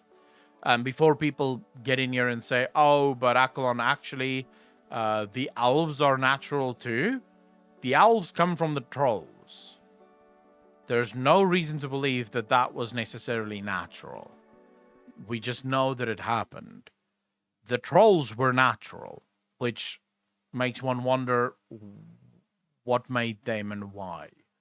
Why this species that is other than, unlike any other animal on Azeroth, with an intelligence or a capacity for intelligence, that the only other races that match that intelligence are Titan created, so to speak, right? And that's very, I guess, weird, we could say. There's plenty of rumors about where the trolls come from. There's plenty of sort of stories about where the trolls come from, but it's never been confirmed. I don't think it's been, unless I'm missing something major within the story. But as far as I know, it's all rumors, which, you can believe or don't believe. I just know that it's strange, to say the very least.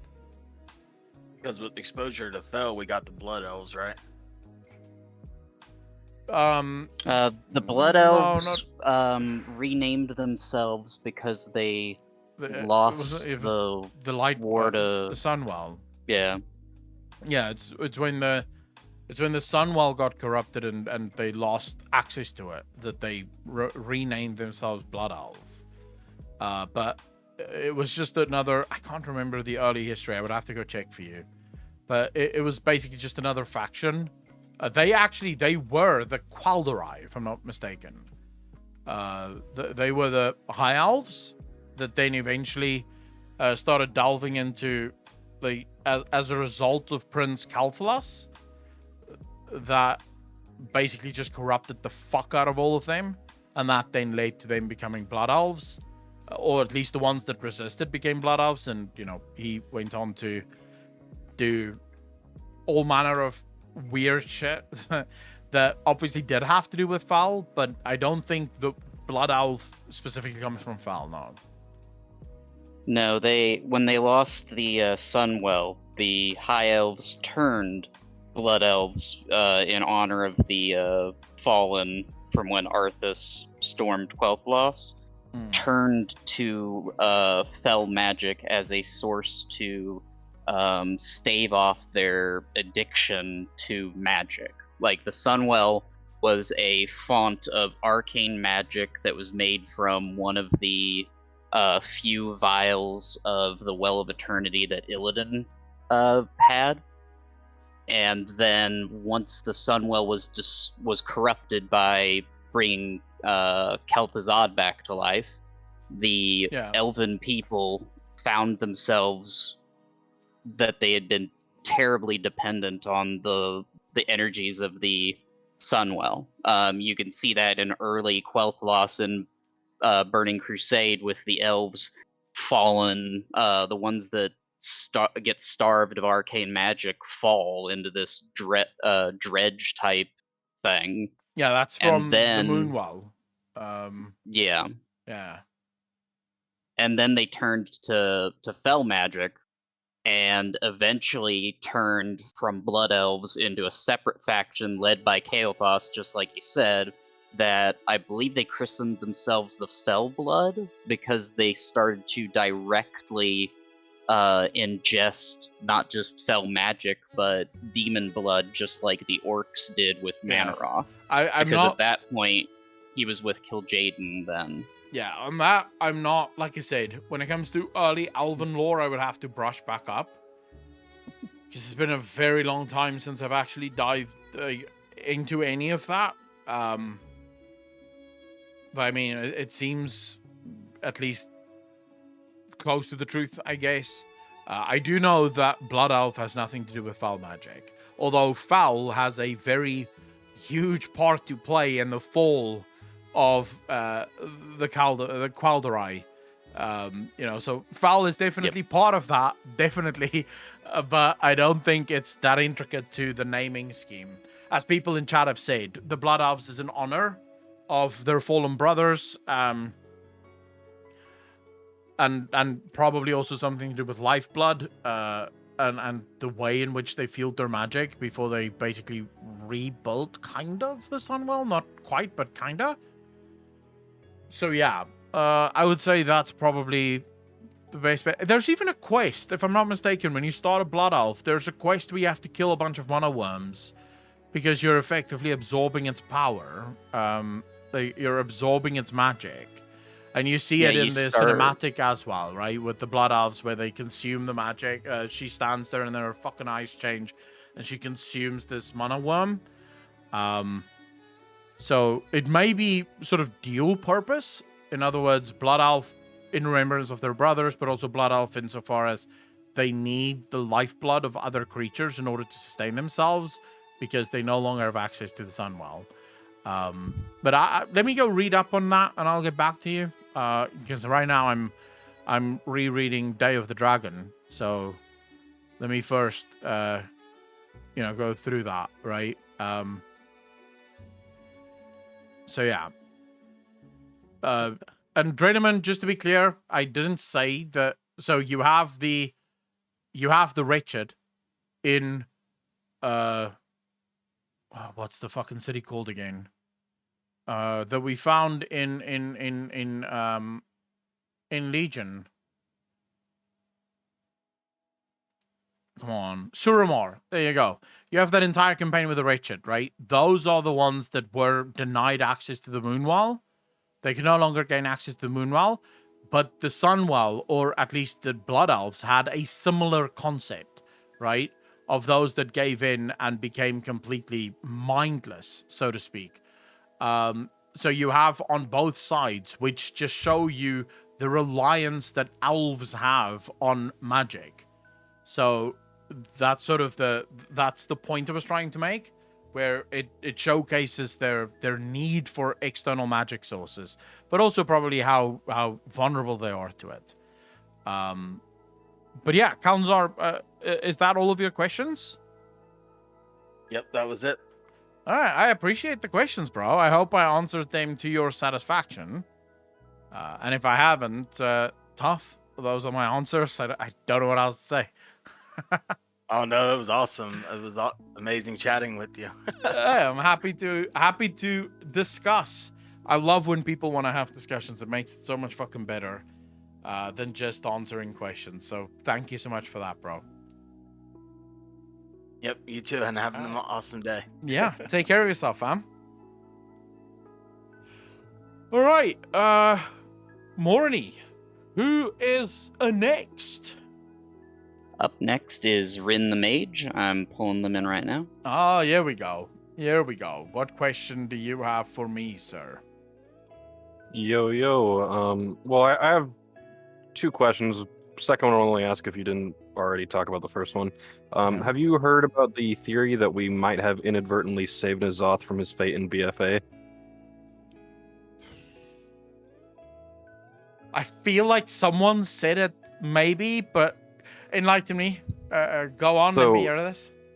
During the Thaldraszus main story quest, while we were leveling, we go back in time to save Chromie and Eternus, and N'Zoth immediately recognizes us and tells us he knows what we will be and what we have been and everything, which means that he also knows that he dies in the future. He's been completely alerted to the fact that he has been killed,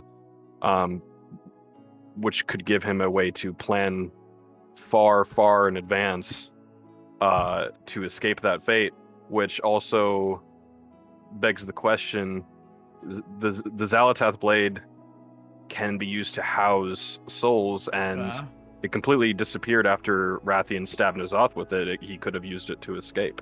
Yeah. What do you think? Okay, so a theory that I had, and I'm not sure if you'll still find the video on my channel. I may have actually privated the video already, because I do that. I basically privated all of my videos from Legion and most, I think, from BFA already. So if you want some of the older videos, now's the time to go look for them, because they will be disappearing off the channel. Just because it's too many videos. I have over 1,000 fucking videos. Before I started privating, it was over 2,000. That's too many videos to have. So I don't know if they're still available, but I will say this. I made a video way back then already where I basically said that, right? Xal'atath is empty. Rathian takes Xal'atath because the blade is the key to defeating N'Zoth. But we're also, like, think about how we learned that the blade is the key to defeating N'Zoth. It was Xal'atath herself that told us that the blade is the key to defeating N'Zoth, right? So, I mean, talk about trustworthy news sources. Like, you want to talk about someone that has the ability to spread fake news and propaganda, that would be it. You know, so we use this blade that not only, you know, is very much an old god weapon, quite clearly from its design up, but also it is a prison for something. And we know that whatever Xal'atath kills, it absorbs. Now, you could say, well, Xal'atath didn't kill N'Zoth. In which case, I would say, right after Rathian stabs N'Zoth, the blade is gone. Now, if you're N'Zoth, and you know what is about to happen to you, you know that you will die because you've seen this as a potential future. Would it not be good for you to keep the blade lodged within your body, right? So you make sure that that blade is still in your body, because at the moment of your death, the blade will absorb you. Because that's technically how that blade works. So I made this video all the way back in BFA when we first saw this happen. I was like, N'Zoth isn't dead. He's in the blade. Do I have any other evidence to corroborate that? No. I will say, though, those whispers were wild. Seeing those whispers, hearing them speak, and just... They know us. They immediately felt us. Shows us that it's not a lie that the old gods can see all futures. If you think back to our fight against Il'gynoth, Il'gynoth says, a presence, something strange, yet familiar. How familiar? He's never seen us before. This is the first time we've ever interacted with Il'gynoth. And Il'gynoth says, a presence, something new, yet familiar. Perhaps Il'gynoth says that because they have always known us. They have known about us since the beginning of time. Because, I mean, literally, when we go back there, we are at the beginning, technically, of time, right? This is during the Black Empire. The old gods are out and about. There are no mortals in the on Azeroth anywhere, right? It's just the old gods, and yet they all know us. They know who we are. They know what we're gonna do, more specifically. If anyone had any doubts, I think those whispers should answer those doubts, in my opinion at least. You should not have any doubts now. The old gods truly do see every single possible truth. Which is also coincidentally why I believe the old gods are still alive. Because if you know how you're gonna die, even if you believe that there are 1,000 other ways in which things can play out, if you know that you are going to die, would you not plan for it? Of course you would. You would do something, at the very least. Yeah, and speaking of N'Zoth, he's always been the biggest, major planner of all the old gods. Like, Xal'atath herself even tells us that N'Zoth has always been the weakest of his brethren. Yeah. And honestly, when he was, I think he was also the first captured under the from the Titans. After they pulled Y'Shaarj out. Yeah. I think that the Titans inadvertently made him stronger by imprisoning him. Yeah, I mean, it gave him more time to plan, because he was considered to be the smallest of all of the old gods. But coincidentally, if you listen to all of the whispers of Xal'atath, he also never lost. She even says it, right? It is here where the god of the deep lost a great battle to the god with 7 heads. That's N'Zoth versus Y'Shaarj. Now, Y'Shaarj is considered to be the most powerful and also the biggest of all of the old gods. He lost a great battle against the god with 7 heads. But as was so often the case, even in defeat, the god of the deep ultimately won. You see, because he planned ahead. He knew what you were going to do before you even did it. And rather than try and resist what you're going to do, he would use what you were about to do to his favor. Now, I speculated at the time what N'Zoth did, and this might be news to a lot of people that's new to the channel. To those of you that's been here for a while, you guys know what I'm talking about here. N'Zoth knew that the Titans were on their way. He saw that truth. He knew that it was coming. Who would the Titans ultimately set their sights on first? The biggest. Whoever was the biggest, that would be the biggest threat. Knowing that if you're the biggest, there's a good chance that you die permanently. You're not just locked up, you fucking dead, bro. Why not lose? Because by losing, you give up territory, which means you're smaller and your opponent grows bigger. This means that the Titans arrive. They have an option of 4 old gods, all doing their old god things. They go to the biggest and go, never mind, you come with us, right? Rip him out of the planet, kill him instantly. Now there's only 3 small ones left. But they can't pull them out because the one that they just pulled out nearly killed the planet. So they lock him up. This works in N'Zoth's favor. So yeah, I think we have every reason to believe that N'Zoth very much wanted everything that has happened to have happened exactly in the way that it's happened. And there's one final piece of information that I'll give you on this. All throughout BFA, N'Zoth never once tries to kill us. He only tastes us.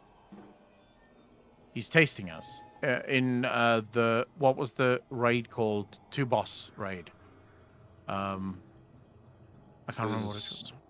Shrine of the Storm, I think. Yeah. Is that the dungeon? Something like that. Crucible of Storms, thank you. Yeah, that one. The Crucible of Storms, it's tastes. They're continuously saying, you failed, you're not strong enough, let's test you, let's make sure that you're good enough, N'Zoth wants you for something.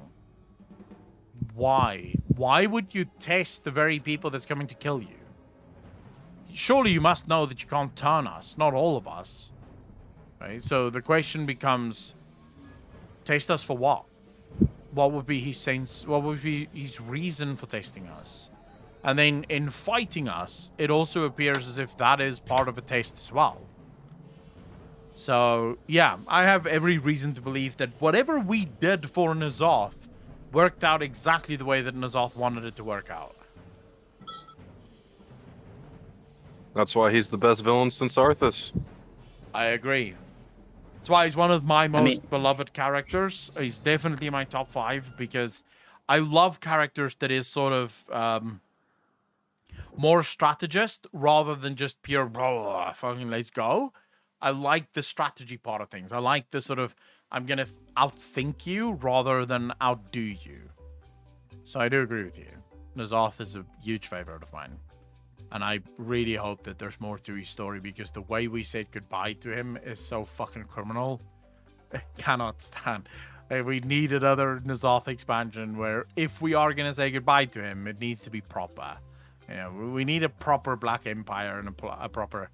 Now I have a question, and I don't have any sort of thoughts on this outside of it just being a question that resides with me. What if all of the old gods are within Xal'atath? In the blade? Yeah. Dude, that'd be sick. Yeah, also very scary, right? Because you have 3 old gods that may now emerge as one mega old god because they've literally all been placed inside the dagger. And if you remember correctly, it was also N'Zoth that freed Xal'atath, thereby clearing the blade for his inevitable imprisonment within it. So, yeah, you know? Yeah, but, my question of that would be, how did the other 2, Cthulhu and Yogg-Saron, get in the blade? Well, there's vast areas of the history of Xal'atath that we know nothing about. Like vast swaths of history with Xal'atath that we just don't know about. Xal'atath, however, does seem to be infinitely familiar with the fall of each of the old gods.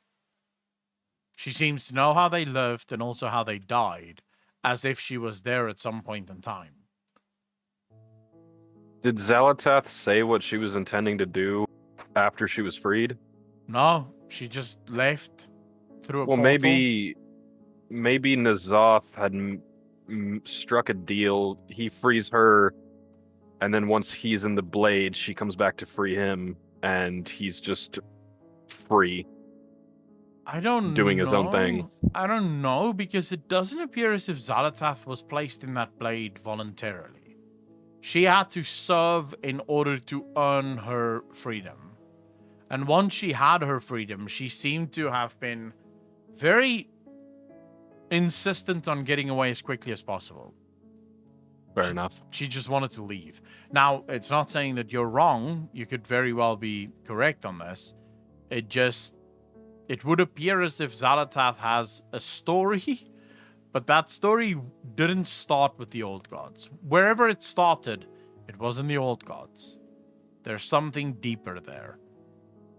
How do we know what that is, though? She lies about fucking everything, so...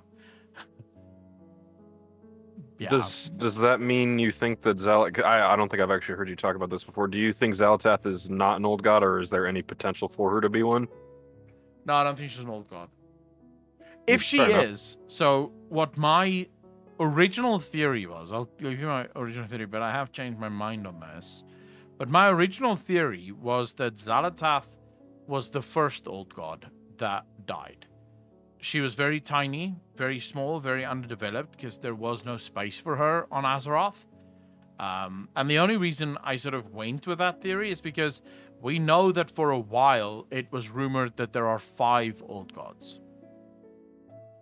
Not just 4. But we never knew what happened to the 5th. We know that there were 5 all the way back to the days of Warcraft 3 already. The plan was always to have 5 old gods, and yet still, we never heard about a 5th one. So the only argument could be that the 5th one was killed long before we actually even learned about them. Xal'atath speaks about when you walk into Orgrimmar, and I've never been able to figure out why this whisper happens in Orgrimmar. But Xal'atath, when you enter Orgrimmar, says, they will pay for what was done to me. In Orgrimmar? Wait, what do you mean? When you were imprisoned in that blade, the orcs weren't even on Azeroth. Orgrimmar didn't exist. The trolls would technically have, if they have been born yet, they would have been tiny and insignificant. What exactly, who will pay for what was done to you? I pulled up the wiki to take a look, and it does mention that the Zandalari briefly had possession of Xal'atath. Yeah. One of the high priests or would-be kings that tried to defeat Rastakhan was trying to use it, and then after that it got lost to the ages until it got into the possession of the Naga.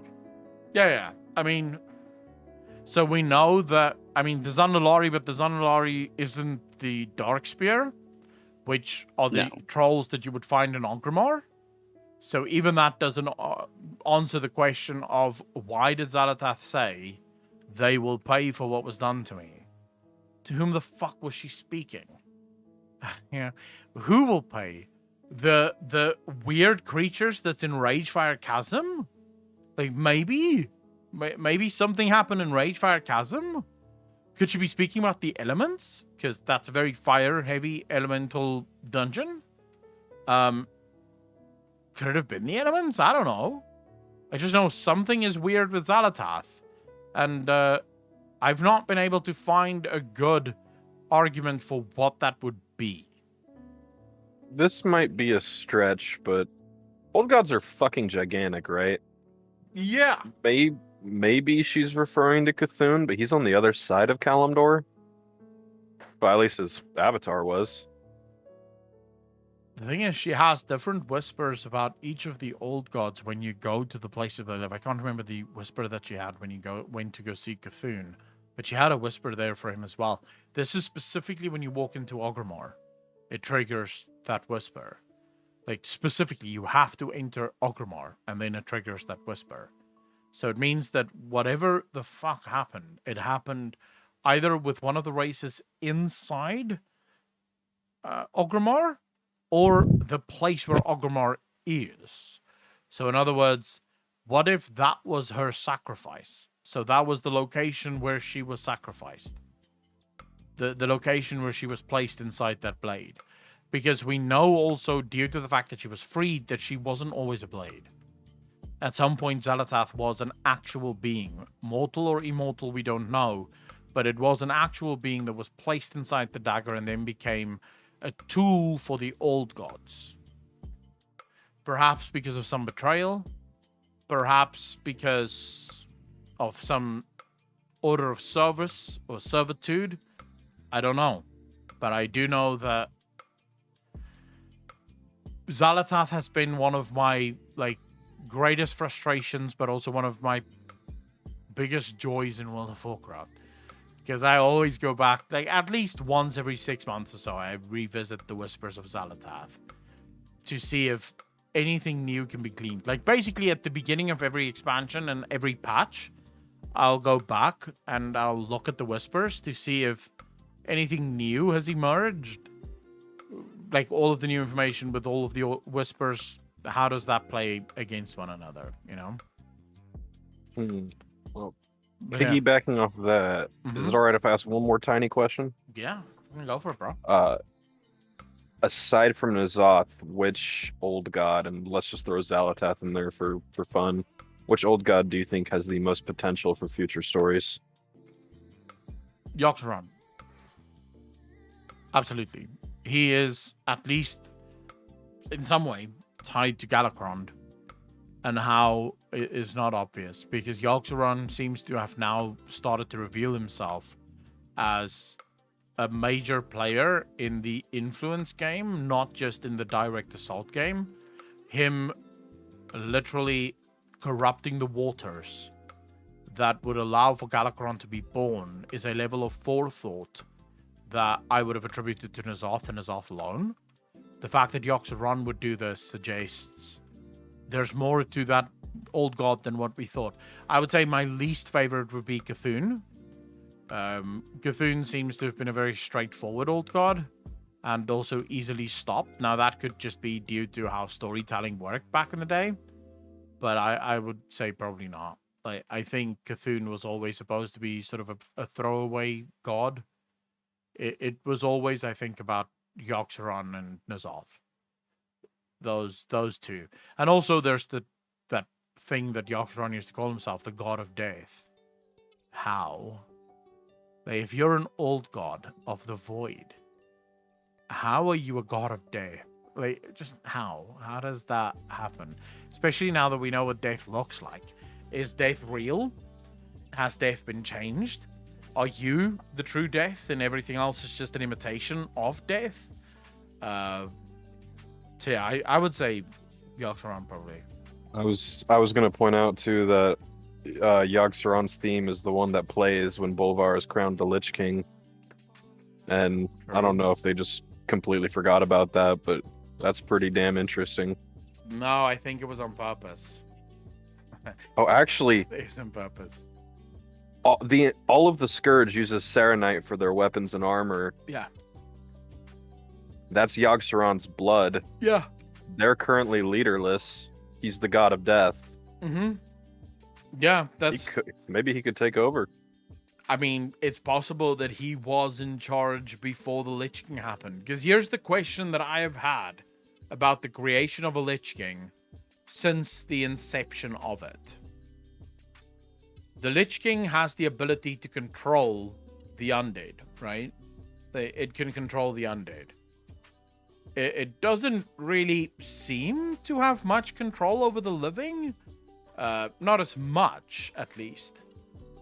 Except, of course, for Azol Narub and the Nerubians, which seems to be the only other species that he can control, at least from an influence standpoint. So, why would Sargeras make a Lich King in order to pave the way for his invading forces, and then specifically place that Lich King in Northrend, the least populated area on Azeroth? It is the most northern part of Azeroth. Place him next to Stormwind and turn the whole Stormwind into your fucking army, right? You don't need the Lich King there. So why put him there? Well, maybe to depower Yogg-Saron? Well, maybe there's already been undead there. What if Yogg-Saron had... Because Galakrond could raise the dead. Every single being that Yogg-Saron... that Galakrond killed, all the dragons came back. What if Yogg-Saron did it first? And the Lich King was designed specifically to control the undead that Yogg-Saron had already created. So basically to remove control from Yogg-Saron and give it to Zuval. I like that. That's cool. Do we know of any moment in history where the Lich King didn't have an army of undead? No. It's very ambiguous. I don't think it's ever mentioned, but Well, we know that the Scourge broke out, right? And the Scourge created a large swath of undead. But that was in the Eastern Kingdoms, right? The undead didn't necessarily make their way to Northrend. he had to have had an army in order to defeat the Nerubians. Yeah, true. So again, we come back to he probably had an army already, and that army had to belong to someone before him. So the guy that says, hey, I'm the god of death, maybe, quite literally, he used to be the guy that had the Scourge, and then the Lich King came, and he controlled the Scourge. Which, yeah, I like that. I like the theory of that, because it makes Yogg-Saron even more interesting as a character. I like it a lot. It's really cool. Yeah. Do you have anything else that you wanted to ask, bro, or? No, that's everything. I don't want to hold you up any longer. All right, cool, bro. Thank you very much for the question, man. Really appreciate it. Thank you. Have a great night or day, whatever. Same to you, bro. Peace out. CCS, can I just say thank you so much. 26 months, part of the DJ Nation. Appreciate you, fam. Thank you. I do want to apologize to everyone that's sort of going, whoa, Akalon's really rushing through this. I am, but that's only because we have very limited time. My power's going out in 35 minutes, not even. Like I have to switch off in about 20 minutes or so. So that's why I'm sort of trying to get through as many of your questions as possible. We might do another Q&A this week, actually, just to make sure that I can actually get to more of your questions, because I really don't want to leave you guys hanging. So if I don't get to your question today, please understand. We'll try and make another spot for it this week so that I can get to everyone's questions. I do love the questions that I do, because it's not just dragon related. It's sort of very old god-esque, and I always like that. Moni, who is next? Up next is Lunk. All Pulling right. him in now. Long, how you doing, fam? Hello, Akalon. I'm here again to switch up your broadcast. Yeah, happy to have you here, bro. So my first question is going to be, are you excited for the new LEC season that's going to start in a week or a little over a week? Yeah, I'm very excited for it. I think for those of you that don't know, me and Lunk always discuss LEC because we both like it. Yeah, I'm very excited for it, bro. I think this is the year. This is the year for Europe, bro. We're gonna fucking smash the Asians this year. Like this year's world, it belongs to probably Fnatic, if I'm gonna be honest. That's my team. I'm assuming you're still an Asian fanboy. What do you mean, Asian fanboy? I don't understand. What do you mean? T1 for the win. Yeah, there we go. There we go. But if we are looking purely on LEC, I would like to see, if not win, I would like to see Heretics accomplish something, being a new organization coming into LEC. Yeah, they look like an exciting team, actually. There's Vito is in Exile, right? Is it Exile? Yes. Yeah, Vito is Exile. Yes, it's I'm Exile. actually very excited for Exile as well. But yes, Heretic seems like an outside force. Like a lot of people are talking about them. A lot of people sort of have a lot of hope for Heretic. So yeah, I'm right there with you. I think it's an exciting year, if for nothing else, mainly because of the format change that they're now going for. I mean, the format change alone, I think, is the thing that excites me most, because the 1 year that Europe actually came close to taking down an Asian team in form, so that was SKTT1, was Misfits. And that was 2017, and it also happens to have been the year where Europe tried to experiment with best of threes, where every single game that they played was a best of three. Right? Yeah, so they get more experience playing longer series with higher quality, because best of ones are kind of meh. It's not really good You for see, competition. the problem with best of ones is it's incredibly open to cheese, right? If you wanna win in a best of one, you're almost incentivized to cheese or to play it incredibly safe, which is usually what we see. A lot of teams with best of ones will play one style.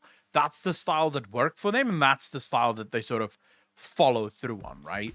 We saw this with Fnatic last year, where every single game they would play through bot lane, through Upset and Hylissang, and as soon as they could no longer play through Upset and Hylissang, it almost felt like Fnatic had no culture, no idea what they wanted to do, no vision of what the game should actually look like. Best of threes takes that away from you. You cannot play 3 games in a row with the same strategy, because the team that is able to adapt to what you're doing in game 1 will win game 2, and then by extension win game 3, because they're adapting to what you're doing. So I do love the idea of best of 3s taking place, and then also a lot more best of 5s, because there's like literally the last, I think, 2 or 3 weeks of the season is best of 5s, right? The top 4 teams are playing out against each other. So I do think that's going to be very cool. So you're doubting that Reckless can't win best of threes just playing for Reckless? Is that what you're saying as a Fnatic fanboy? No, I think Reckless works in Fnatic this year. I'm not a huge Reckless fan, just to throw that out there. But I do think Reckless works in this iteration of Fnatic. You have Humanoid in the mid lane that is an incredible carry, right? Given the resources, and especially now with the new sort of format, he's not going to be able to take it easy for the first part of the year, because if you lose early, you go home, right? And you sit there for fucking 5 weeks and watch other teams play, because only the top 8, I think, go through. So if you're in the bottom 2, you're not playing for 5 weeks. That's a massive loss, right? So Humanoid will have to play from day 1, play really hard. Humanoid can carry, Wunder can carry, Razor can carry. The problem that I have with Upset was an incredibly one-dimensional player, in that he wants the entire game to be played his way. So he wants to be the carry, he wants the resources so that he can carry. That really limited the way that the rest of Fnatic could play their game, because Razor would constantly have to spend time in the bot lane, and his presence in the rest of the map was non-existent. Take Hylissang, for example. Hylissang last year, or last split, had the lowest percentage ever, I think, of distance to his other lanes. So proximity to his other lanes was the lowest ever. He almost never went to mid lane. He almost never went to top lane, because he had to stay in bot lane and help Upset start to carry. Reckless, on the other hand, has no problem weak-siding bot and then, allowing his support to sort of roam to the mid or roam to the top and get those advantages. So I feel like Reckless fits better in this team and what this team might want to do. The biggest thing that excites me is the fact that Yamata Cannon is gone. I'm very excited for no Yamata Cannon, because I do actually think that he's a moron. Nothing against the guy as a person, but as a coach, he seems like a guy that he works more on emotion and hype than actual analytics and understanding what the game is and what you need in order to win. So that, I would say, is probably the thing that excites me most for Fnatic. Yeah, Fnatic is an interesting team currently. It just feels like that they have 2 lanes that are wanting to play weak side, because that was the issue on G2 back when Reckless went there and Wunder was playing top. Both of them wanted to play the scaling style weak side, so you had to play heavy mid jungle synergy Mhm. to counterbalance the double weak See- side, or if they are taking a new approach and having Wunder take up a more proactive role as a top laner, then it would be a great strategy for them to win. Yeah. But that needs that Wunder changes his playstyle. You see, the reason so Jankos was the one who said that, right? You heard it on Jankos' stream where he said that was their problem on G2 with Reckless. It was Perks or Jankos, yeah. Okay, so I think that is just a complete lie. Because here's why.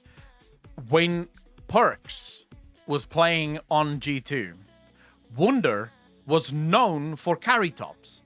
He was playing things like Akali, he was playing Yasuo, he was playing Pyke, he was basically playing carry tops, and he was doing fucking phenomenally well on carry tops. He was literally single-handedly carrying games.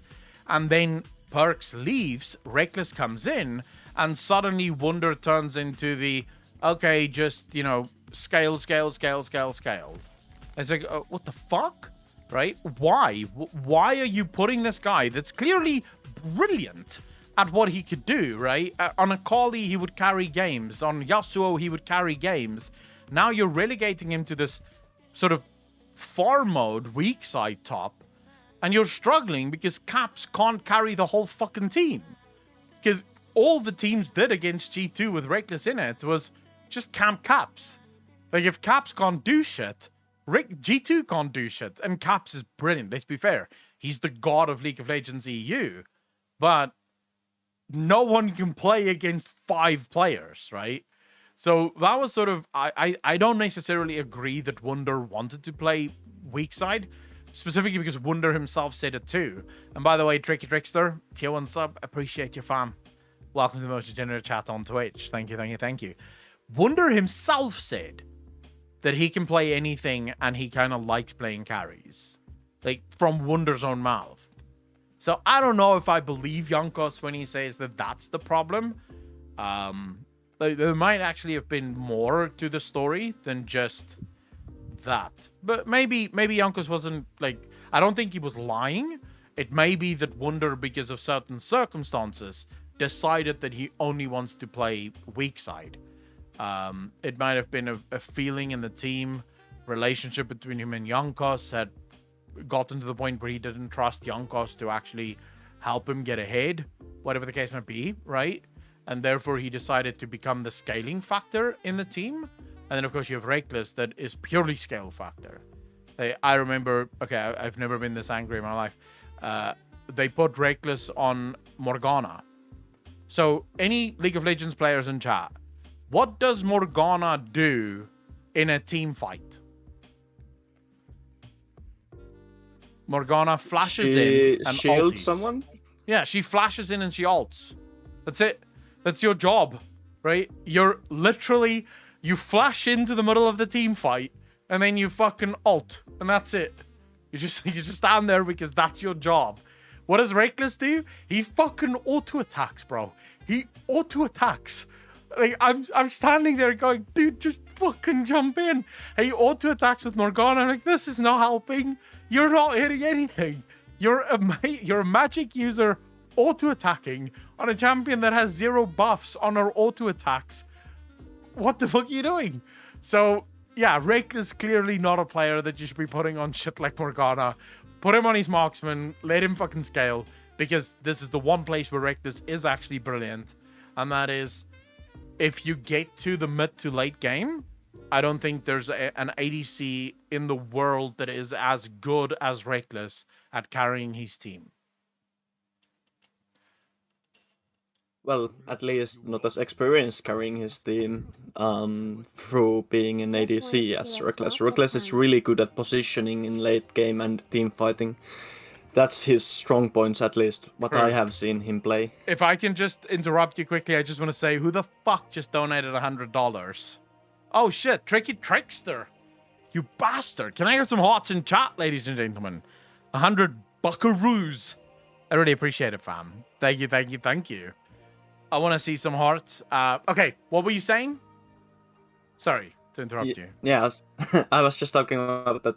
Heracles' playstyle has always been that he is the late game carry. He is Yeah. the team fighting god. Oh yeah. He has a lot of experience playing this way. It doesn't matter if his top jungle are a little bit behind. If only they can shield him from being engaged on. Oh, he yeah. is going to carry the fight. Yes, absolutely. But we will have to see how his form is after playing in K Corp for a year, because in K Corp it wasn't his best year. But No. that could also be because his teammates couldn't hold their own weight and were pulling Reckless down with them. I mean, as an ADC, if you're not playing on the best team, you're gonna look shit, right? ADCs, especially the type of ADCs that he plays, which tends to be marksman, so they don't have a lot of escape. They can kite you, but that's about as much as they can do. And when I say kite, I mean they can sort of click and stutter step. Like that's the best they can do. Yeah, your team being shit, you're just sold out. You know, you're gonna be killed. I play specifically top most of the time on 0, like 100 to 0. Any ADC that can't kite me effectively, I'll zero that ADC in 3 seconds, 4 seconds maybe. So if I can get through to the ADC, it's GG. Thanks for playing. So yeah, I would say, holy shit, ladies and gentlemen, 5 community subs. Dude, I appreciate you blessing the nation. Thank you, fam. Yeah, now I need to see some hearts.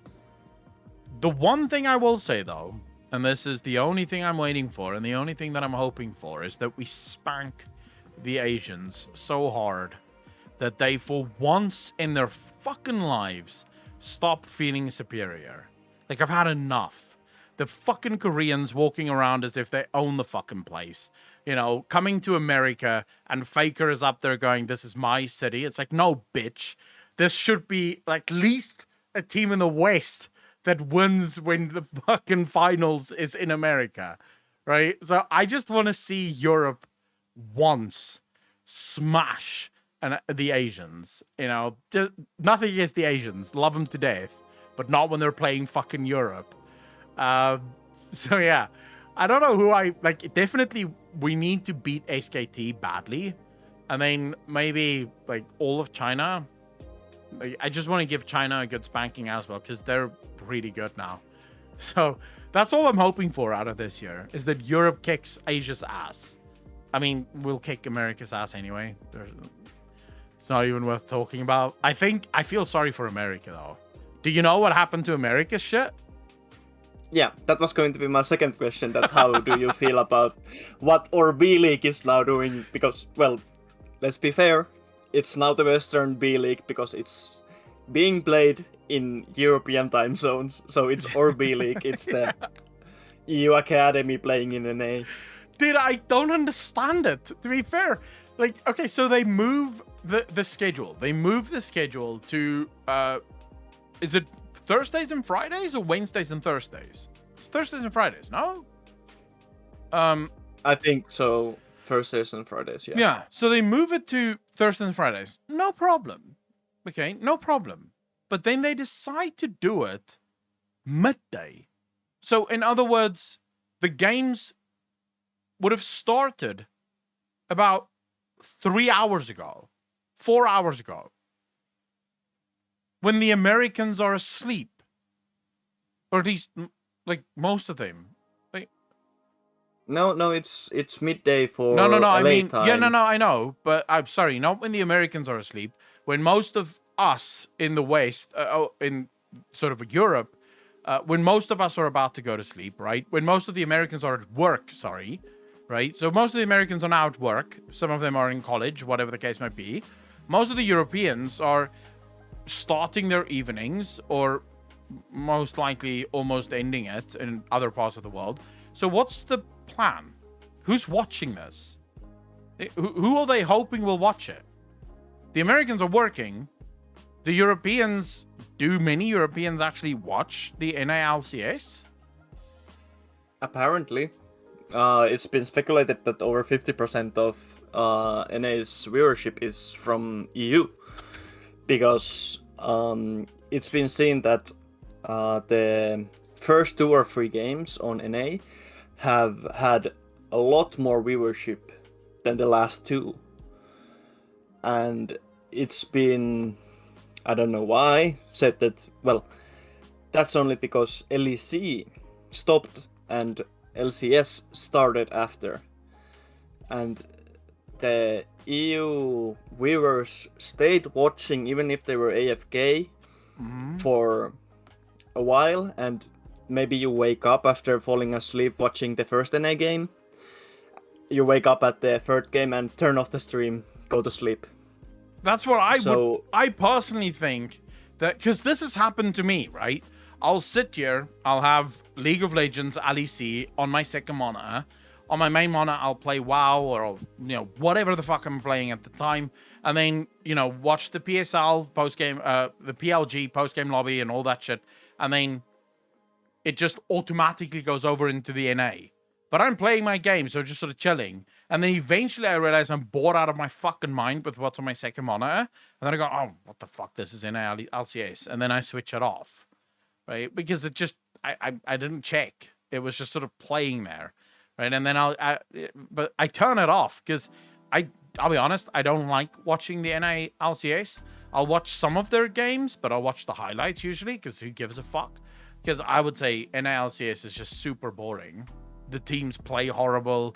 They have this very slow, fucking boring game that they play. The broadcast is pretty boring as well. Not like, if you compare it to, I would say the best broadcast in the world is probably EU. But that's just because I don't know what the Asian broadcasts look like in Asian, right? So if you go to Korea, what does the Korean broadcast look like? I don't know. I've never seen that. I've only seen the English one for the Korean.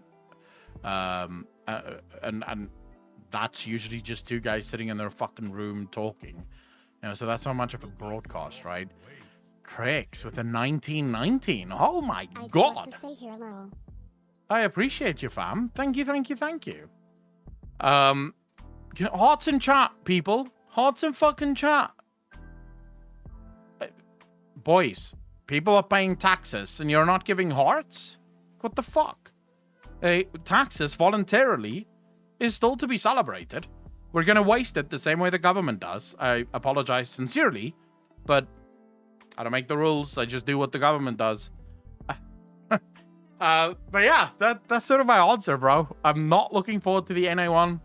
I think NA is gonna suck hard this year, especially with viewership. I feel sorry for the players in NA that obviously is like, this is not fun for them at all. I feel sorry for the NA fans, I think, mostly because Jesus. I mean, every year the LCS starts and the NA fans are hopeful for what their teams can do. This year, the NA LCS starts and the teams need to figure out, can I actually watch this? You know, do I have time in my day to actually fucking watch this? Why not But the just do it question in the is- evening? Yeah, that's also a problem. But the question is also, have you seen what happened to the NA talent on the broadcast? Freak retired Yeah. to And I actually like balance Freak. or game design, and then they just Dash. put it out Dash. Yeah. So who's left? They have Well, Captain Flowers. Captain Flowers is still brilliant. Probably the best shoutcaster, play-by-play shoutcaster in the world. So Captain Flowers, absolutely. So what else? They might have Ovely. Is Ovely still with them? I'm pretty sure Ovely is broken away. She's doing like private stuff now, more so than like actually being part of the LCAs. They have another goal that I see every once in a while show up there. And They had Letigress. That was the other one. I don't have a fucking clue who that is. Letigress. That's the interviewer. Oh, right. That did the interviews. I think she was woman. cute. Is she cute? Because the one I saw was actually like, holy shit, she's fucking cute. Let's see. No, that's not the one I'm thinking of. Is it the one I'm Well, thinking of? They probably have more. Because Riot has been wrecking their talent again. Because they don't want to give talent any power again. And they're just saying that, yeah, if you don't work with us for this same salary that you have been working with us for 3 years, we are not going to up your day rates or anything. Yeah. Then you can just go away and we take someone new who does your job for third what you are making. True. I'll say, yeah, I think Freak's loss is going to be massive. I think Dash's loss is going to be massive as well. But even then, bro, like, sorry to say this, but you guys don't have Medic. You don't have Vedi. You don't have Kadril. You don't have Shocks. You don't have Lore, right? And LCS is You looking might not slim, have bro. Shocks. Nah, we'll Shocks have has Shocks. had problems with negotiations again, so she's gonna probably be back again on like playoffs because they are like, oh shit, we don't have Shocks, we need her. Yeah, And but then they will pay out for Shocks after they realize that they need her. the truth is that they're gonna get her back. She had problems with him the last time. Oh, Dracos as well. We have Dracos, which is also fucking huge. I completely forgot about Dracos. I'm not, to be fair though, and we have Henry, Quickshot. Although Quickshot's fucking cringe. I'm a little upset that Quickshot is also South African because he's cringe as fuck. He's like that proper old guy that wants to be down with the kids, which I don't know why, but I don't like it. So yeah, Shocks is gonna be back, bro. They're figuring it out, but they can't do. Shocks is the queen of the LEC. It's just, yeah, I don't think they're gonna get rid of Shocks. They don't want to pay her as much as they do, but I don't think LEC works as well without Shocks. Like, every single viewer of the LEC loves Shocks. You know, she's good. She knows what the fuck she's doing. Plus, she's hot. We like hot. True. Yeah, so I have to go though. I have 9 minutes before my power goes out, and if that, it usually switch off a little earlier. But do you have any final question that you wanted to ask, or? No, that was pretty much the closing one on the talent. It's just sad to see that Riot just doesn't want to pay people again. But that's how the world goes, and they will see that they need those talent to actually keep the broadcast afloat, and then they will get them back. That's just the sad reality of Riot. They may have decided to let go of Dash, not because of funding, but more because they're trying to move away from this image that they've created, where they try to turn LCS into a proper sports broadcast. You know, so they want it to be very professional. It's like a super sports broadcasty thing. And then you compare that to EU, which is a lot more fun and games and sort of, you know, piss taking each other and fucking random stories about stuff, and Medi and Vedi that's screaming Medi, Vedi, Medi, Vedi, Medi, Vedi, and the crowd going wild, you know. And it really didn't work for the LCS. That super serious, we're a sports broadcast really didn't work. And their sort of thinking is, we get rid of Dash, that takes care of that. We don't have this presenter anymore, so it doesn't have to be this serious thing. And it's like, well, no, we have Shocks. She's the host there, and it works because everyone else doesn't act as if they have a stick up their ass, right? Everyone else is just sort of having fun, and Shocks is having fun alongside everyone else. And that's all you need. You don't need to get rid of Dash. Dash is a fucking institution. Even European fans like Dash. You know, we don't like the LCS, but we do like Dash. So I think they're going to get Dash back. They're going to realize he was actually important. He was an important part of the broadcast. But in the meantime, I feel sorry for the NA fans that's going to have to slog through this for a while until they get it sorted. Anyways, thank you so much for the question, bro. Really appreciate that. And then, of course, to everyone in chat, The inverter is happening at Cape Town time. CCS, you'll know exactly what the fuck I'm talking about. I have the inverter that I want to buy. I have the battery that I want to buy. I want a little bit of information before I put those together and actually purchase them, right? The information that I'm looking for is simple path to upgrade. That's it. You just need to answer a couple of questions about how does this upgrade, how easy is it to upgrade, what I'm going to need in order to upgrade, shit like that. I ask a question, it takes 24 hours for him to answer the question, because apparently that's how it works in Cape Town.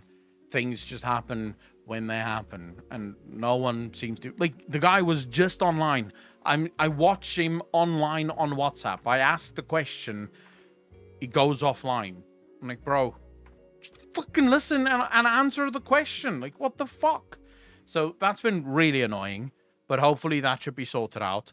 The air conditioner is downstairs. I'm literally just waiting to hear back from Body Corporate to get permission to actually install it, and then that goes on.